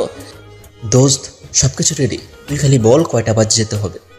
10টা বাজে। সবাই জায়গা মতো এসে পড়িস, আর বাকিদেরও সাথে করে নিয়ে আসিস, কেমন? আচ্ছা, তুই চিন্তা করিস না, আমরা সবাই ঠিক সময় চলে আসবো। আর শোন, লামিয়া আর বৃষ্টিকে আমার বাড়িতে পাঠিয়ে দিস ওকে রেডি করানোর জন্য। লামিয়া আর বৃষ্টি ওরাও আমার বেস্ট ফ্রেন্ড। আচ্ছা, কিন্তু দোস্ত, ভাবি দেখতে কেমন? গেলেই দেখতে পাবি। এখন রাখ, ঠিক সময় মতো চলে আসিস। আচ্ছা। ফোন কেটে দিলাম। কিছুক্ষণ পর মেয়েটা এলো। আমি ভাবলাম সব কিছু শুনে ফেললো নাকি। না, তা কিভাবে হবে? ও তো কিচেনে ছিল, ও কিভাবে শুনবে? ম্যাডামের ব্রেকফাস্ট এতক্ষণে রেডি হয়েছে তাহলে? নাও খাওয়া শুরু করো। তনয় কোথায়? ও খাবে না? ও এখনো ঘুমাচ্ছে, তুমি খেয়ে নাও। ও উঠলে আমি ওকে খাইয়ে দেবনি। তুমি খাবে না? আমি পরে খাবো, তুমি আগে খেয়ে নাও। না, তুমি এখন খাবে আর আমাকে নিজের হাতে খাইয়ে দিবে, না হলে আমিও খাবো না। সবসময় এত জেদ করো কেন তুমি? নিচে তুলে খেতে পারো না? না, খেতে পারি না। হইছে, যাও, খাবো না, তুমি একাই খাও। বলেই উঠে পড়লাম টেবিল থেকে। আরে আরে কই যাও? বসো বলছি। না। আচ্ছা বসো, খাইয়ে দিচ্ছি, আর ঢং দেখাতে হবে না। খুশি মনে বসে পড়লাম আর ও আমাকে তুলে খাইয়ে দিতে লাগলো। আমিও তাকে নিজের হাতে তুলে খাইয়ে দিলাম। খাওয়া দাওয়া শেষ হতেই তনয়ের গলার আওয়াজ শুনতে পেলাম পাশের রুম থেকে, কারণ আমার রুমটা নিচে। তনয় আপু আপু করে ডাকছে। মেয়েটা টেবিল থেকে উঠে তাড়াতাড়ি দৌড়ে গিয়ে ওর ভাইকে কোলে নিয়ে রুমের বাইরে আনলো। উঠে গেছে শালা বাবু, হা হা হা। এই চুপ, কি বলছো? হ্যাঁ, ও কিন্তু তোমাকে পিটাবে, তাই না তনয়? তনয় চোখ কষলিয়ে বলল, এখনো ঠিকঠাক ঘুম হয় নাই, কারণ এখনো বারবার হাই তুলছে। তাই নাকি? আচ্ছা আমি ওকে রেডি করিয়ে আনছি। ওকে। তারপর মেয়েটি ওর ভাইকে নিয়ে ওয়াশরুমে চলে গেল। ওকে রেডি করানোর জন্য আমি টেবিলে বসে গেম খেলছিলাম। কিছুক্ষণ পর মেয়েটা ওর ভাইকে রেডি করে আনলো। তারপর টেবিলে বসে তনয়কে নিজের হাতে তুলে খাইয়ে দিল। সবার খাওয়া দাওয়া শেষ, প্রায় 9টা বেজে গেছে আর এখনো মেয়ে দুইটা এলো না। কি করছে কে জানে। হঠাৎ করে কলিং বেল বাজতে শুরু করলো। বুঝতে পারলাম লামিয়া আর বৃষ্টি এসেছে, তাই তাড়াতাড়ি করে দরজার সামনে গেলাম। আর তনয় এবং মেয়েটা বসে বসে গল্প করছে। আমি দরজা খুলে দিলাম, দুজনেই চলে আসছে। এর মধ্যেই লামিয়া বলে, কি রে, তুই দরজা খুললি কেন? ভাবি কই? ভিতরে আছে, আয়। তাহলে তুই সামনে দাঁড়িয়ে আছিস কেন? সর সামনে থেকে। ওকে সরলাম, আয়। আর কিছু বললাম না, দুজনে ভেতরে ঢুকে পড়লো। তাদের পিছনে পিছনে আমিও ভিতরে গেলাম। মেয়েটা লামিয়া আর বৃষ্টিকে দেখেই সাথে সাথে দাঁড়িয়ে গেল। এরা কারা? এরা হচ্ছে আমার বেস্ট ফ্রেন্ড, ও লামিয়া আর ও বৃষ্টি। ও তাই? আর মাঝখান থেকে বৃষ্টি বলে, দোস্ত, ভাবি কিন্তু খুব সুন্দর। আর লামিয়াও একই কথা বলল। দেখতে হবে তো চয়েসটা কার। এসব কথা শুনে মেয়েটা মুচকি মুচকি হাসছে। দোস্ত যা, তোরা ওকে রেডি করে নিয়ে আয়। রেডি করাবে মানে? কোথায় নিয়ে যাবে আমাকে? গেলেই বুঝতে পারবে। এখন যাও, তৈরি হয়ে নাও। দোস্ত যা, তোরা ওকে রেডি করে আন। অতপর মেয়েটি আর কোনো আপত্তি না করে লামিয়া আর বৃষ্টির সাথে চলে গেল পাশের রুমে। আমি তনয়কে কোলে করে নিয়ে পায়ে চারি করছি। ভাইয়া, আমরা কি আজকেও বাইরে যাব? যাবো তো, তোমার আপু রেডি হয়ে আসুক তারপর। কি মজা, কি মজা, আজকেও চকলেট খাবো। খাবে তো। আমার মনের মাঝে কেমন একটা ফিলিংস কাজ করছে। একটু ভয় হচ্ছে আব্বুর জন্য, কারণ ওনার বারণ করা সত্ত্বেও আমি এই বিয়েটা করছি। না জানি কি দুর্ঘটনা ঘটে। আব্বু এমনিতেই প্রেশারের রোগী, যদি একটা অঘটন ঘটে তাহলে নিজেকে কোনোদিনও ক্ষমা করতে পারবো না। কিছুক্ষণ পর মেয়েটা আর বন্ধুগুলো বেরিয়ে এলো। মেয়েটাকে দেখে আমার চোখ কপালে উঠে যাওয়ার মতো অবস্থা। আমার কেনা সেই নীল শাড়িটা ওকে পরানো হয়েছে, এত সুন্দর লাগছে যে বলার মতো ভাষা খুঁজে পাচ্ছি না। পুরো নীল পরীদের মতো দেখতে। আপনারা কেউ আবার নজর দিয়েন না, ওইটা বুকিং হয়ে গেছে। কি রে, ওইভাবে হা করে তাকিয়ে কি দেখছিস? বল, কেমন সাজাইলাম ভাবিকে? বলার মতো ভাষা খুঁজে পাচ্ছি না যে কি বলতাম। থাক, তোর কিছু বলতে হবে না। পরে বউকে পেয়ে আবার আমাদের ভুলে যাস না যেন। কি যে বলিস না তোরা। হয়েছে, আর ঢং দেখাতে হবে না। যা তুই রেডি হয়ে আয়। আর তোর কোলে এই বাচ্চাটাকে? ও ওর ভাই। ও আচ্ছা, তাই বল। আমি ভাবলাম অন্য কিছু। কি? কিছু না, যা রেডি হয়ে আয়। তারপর আমি তনয়কে ওর বোনের কোলে দিয়ে চলে গেলাম রেডি হতে। খুব বেশি দেরি না করে তাড়াতাড়ি রেডি হয়ে আসলাম। সেই পাঞ্জাবিটাই পরি যেটা গতকাল শপিং মল থেকে কিনে আনছিলাম। তারপর রেডি হয়ে বেরিয়ে আসলাম। মেয়েটা আমার দিকে তাকিয়ে আছে। দোস্ত, তোকে খুব সুন্দর লাগছে রে। ওই স্যার, পাম দিতে হবে না। লামিয়া তো ঠিকই বলেছে, তোকে খুবই সুন্দর লাগছে। ওকে, থ্যাংক ইউ। আমি মেয়েটার দিকে একবার তাকাইলাম, দেখলাম মিটিমিটি হাসতেছিল। তাই আর কিছু না বলে বেরিয়ে পড়লাম। গন্তব্য কাজী অফিস, যা শুধু আমি আর আমার বন্ধুরা জানে। মেয়েটা এখনো জানে না। ওকে এখনো বলিনি যে আজকে ওকে বিয়ে করব। সবাই গাড়িতে চড়ে বসলাম। কিছুক্ষণ পর কাজী অফিসে চলে আসলাম। মেয়েটা গাড়ি থেকে নেমে অবাক হয়ে আমার দিকে তাকিয়ে রইল কিছুক্ষণ। এখানে কেন আনলে? এখানে লোকে কেন আসে? মেয়েটি চুপ হয়ে গেল। বুঝতে পারলাম ওর খুব ভয় হচ্ছে। কেন তা আমি জানি না, কিন্তু ওর চোখ মুখে একটা ভয়ের ছাপ দেখতে পেরেছিলাম। কি হলো, চুপ করে আছো যে? না মানে কি বলবো বুঝতে পারছি না, তুমি আমাকে আগে বলনি কেন? আগে বললে তুমি কোনোদিনও রাজি হতে না, আমি জানি, তাই বন্ধুদের বলে সব ব্যবস্থা করে রাখছি। মেয়েটি আর কোনো কথা বলল না। তারপর চলে গেলাম ভিতরে। সবাই ভিতরে গিয়ে দেখলাম বন্ধুরা সব হাজির। মাঝখান থেকে রাকিব বলে, দোস্ত, ভাবি দেখতে কিন্তু সেই। হারামি, নজর দিবি না, তোর ভাবি লাগে। হুম। তারপর সবাইকে সাক্ষী রেখে কাজী সাহেব আমাদের বিয়ে করিয়ে দিলেন। সবাই অভিনন্দন জানিয়ে বিদায় নিল। পরে আমি আর মেয়েটা গাড়িতে গিয়ে বসলাম। পুচকুটা ওর আপুর কোলে বসে আছে। মেয়েটার মুখের দিকে তাকিয়ে বুঝতে পারলাম ওর মধ্যে এখনও ভয় কাজ করছে।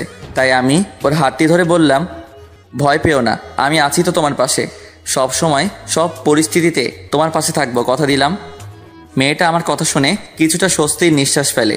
তারপর আপন মনে গাড়ি চালাতে লাগলাম, গন্তব্য বাড়িতে যাওয়া। কিন্তু কে জানতো বাড়িতে আমার জন্য আরেকটা সারপ্রাইজ অপেক্ষা করছে। চলুন জানা যাক কি সেটা। আপন মনে গাড়ি চালাচ্ছি, দুজনেই চুপচাপ। আমি এই ভেবে খুশি যে মেয়েটাকে সারা জীবনের জন্য আপন করে পেলাম, কিন্তু মেয়েটাকে তেমন একটা খুশি দেখছি না, কারণ ও এইভাবে আমাকে বিয়ে করতে চায়নি। ও চেয়েছিল আমার আব্বুর অনুমতিতে আমাদের বিয়েটা হোক, কিন্তু মেয়েটা তো জানে না আব্বু এই বিয়েটা মেনে নিবে না, তাই তাড়াহুড়ো করে বিয়েটা করতে হলো। মেয়েটার এভাবে চুপচাপ থাকা আমার একটু ভালো লাগছে না। সব সময় দুষ্টমি ও হাসি ঠাট্টা করা মেয়েরা যদি মুখ গোমরা করে বসে থাকে তাহলে কেমন লাগে আপনারাই বলুন। যাক, সেই সব কথা বাদ দেন। আপন মনে গাড়ি চালাতে চালাতে বাড়ির সামনে চলে এসেছি। আরে এ কি, এটা তো আব্বুর গাড়ি। কিন্তু আব্বুর গাড়ি এখানে কেন? আব্বুর তো এখন বিদেশে থাকার কথা। তাহলে গাড়িটা এখানে কি করে এলো? তার মানে কি আব্বু? না, আর কিছুই ভাবতে পারছি না, সব কেমন গুলিয়ে যাচ্ছে। এখন আমারও ভয় হচ্ছে। গেটের সামনে গাড়ি থামালাম। গাড়ির হর্ন শুনে দারোয়ান কাকা গেট খুলে দিল। ভেতরে গাড়ি দাঁড় করিয়ে গাড়ি থেকে নেমে দারোয়ান কাকাকে জিজ্ঞেস করলাম, কাকা, কে এসেছে বাড়িতে? বড় সাহেব এসেছেন? আচ্ছা ঠিক আছে। দারোয়ান কাকা আবার গেটের সামনে চলে গেলেন। আব্বুর কথা শুনে আমার মাথায় আকাশ ভেঙে পড়ল। পায়ের তলা থেকে মাটি সরে গেল মনে হয়। মনের মধ্যে ভয়টা আরও দ্বিগুণ বেড়ে গেল। এখন কি করব? কিভাবে আব্বুকে রাজি করাবো? এসব ভাবতে ভাবতে মেয়েটাকে নিয়ে ভেতরে যাওয়ার জন্য পা বাড়ালাম। প্রতিটা পদক্ষেপে একটা অজানা ভয় কাজ করছে, না জানি কি করেন উনি। মেয়েটার দিকে একবার তাকালাম। আব্বুর কথা শুনে মেয়েটির মুখে কোনো ভয়ের ছাপ দেখতে পেলাম না। এই বিষয়টা আমাকে ভাবাচ্ছে। আর তনয় তখনও ওর আপুর কোলে। তনয় ও আজকে কোনো কথা বলছে না। পুচকুটা আজকে চুপচাপ হয়েছিল। অবশেষে দরজার সামনে এসে দাঁড়ালাম। কলিং বেলটার চাপতে হলো না, দরজা আগে থেকেই খোলা ছিল। ভয়ের মাত্রা আরও দ্বিগুণ বেড়ে গেল। আমি আর মেয়েটা ভেতরে গেলাম।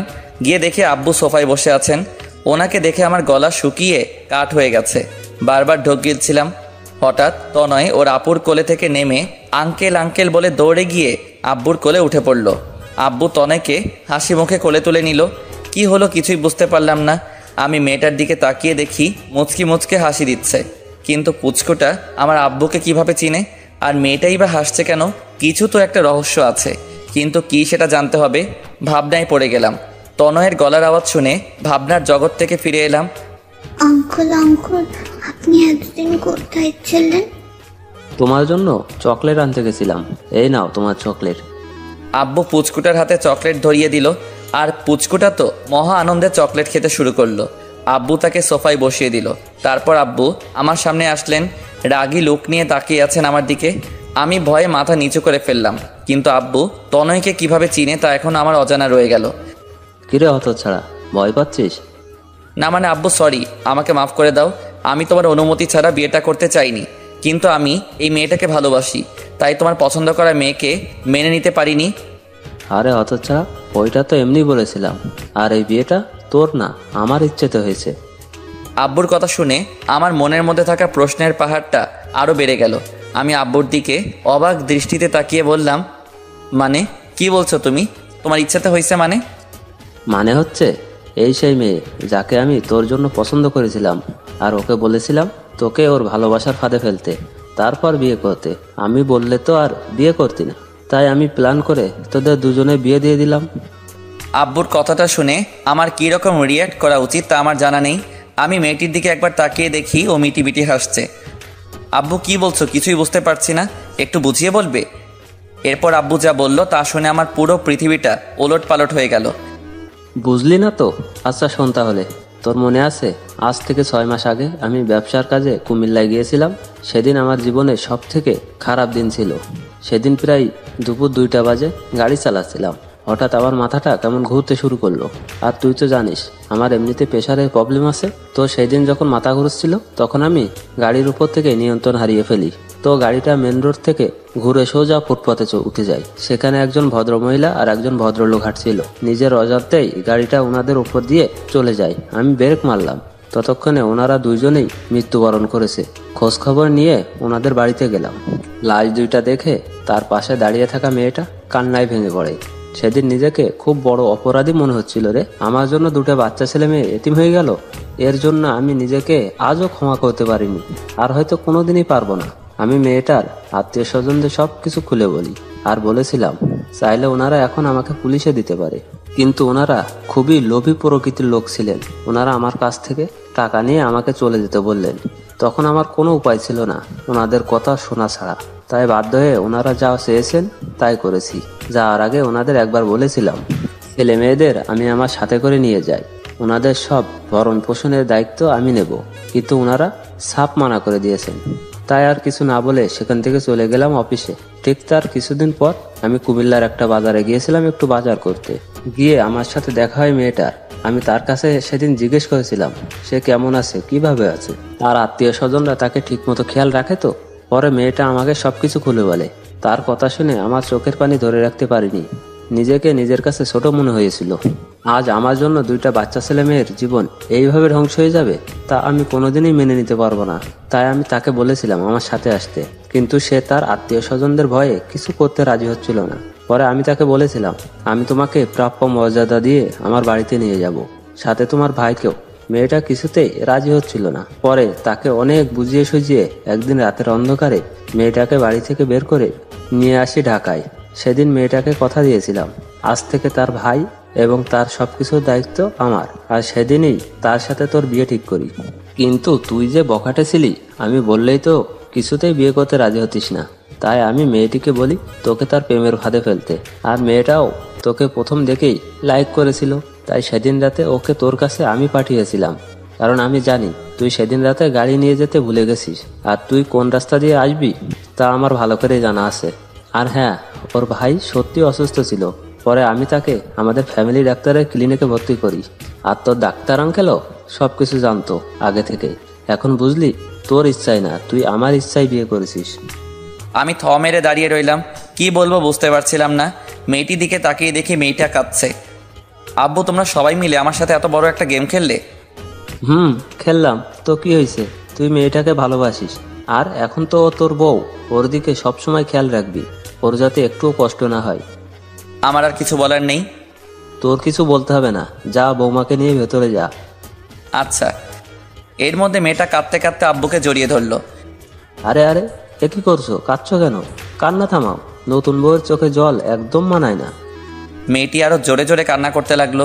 আব্বু তার চোখের পানি মুছে দিলেন আর বললেন, আর কোনোদিনও তোমাকে কাঁদতে হবে না। আমার জন্য তোমার জীবন থেকে অনেক কিছু হারিয়ে গেছে, পারলে আমাকে ক্ষমা করে দিও। এ কি করছেন আপনি? আমি তো আপনার কাছে আজীবন ঋণী হয়ে থাকবো, কারণ আমার মা বাবা বেঁচে থাকলেও হয়তো এতটা করতে পারতো না যতটা আপনি আমাদের 2 ভাই বোনের জন্য করেছেন।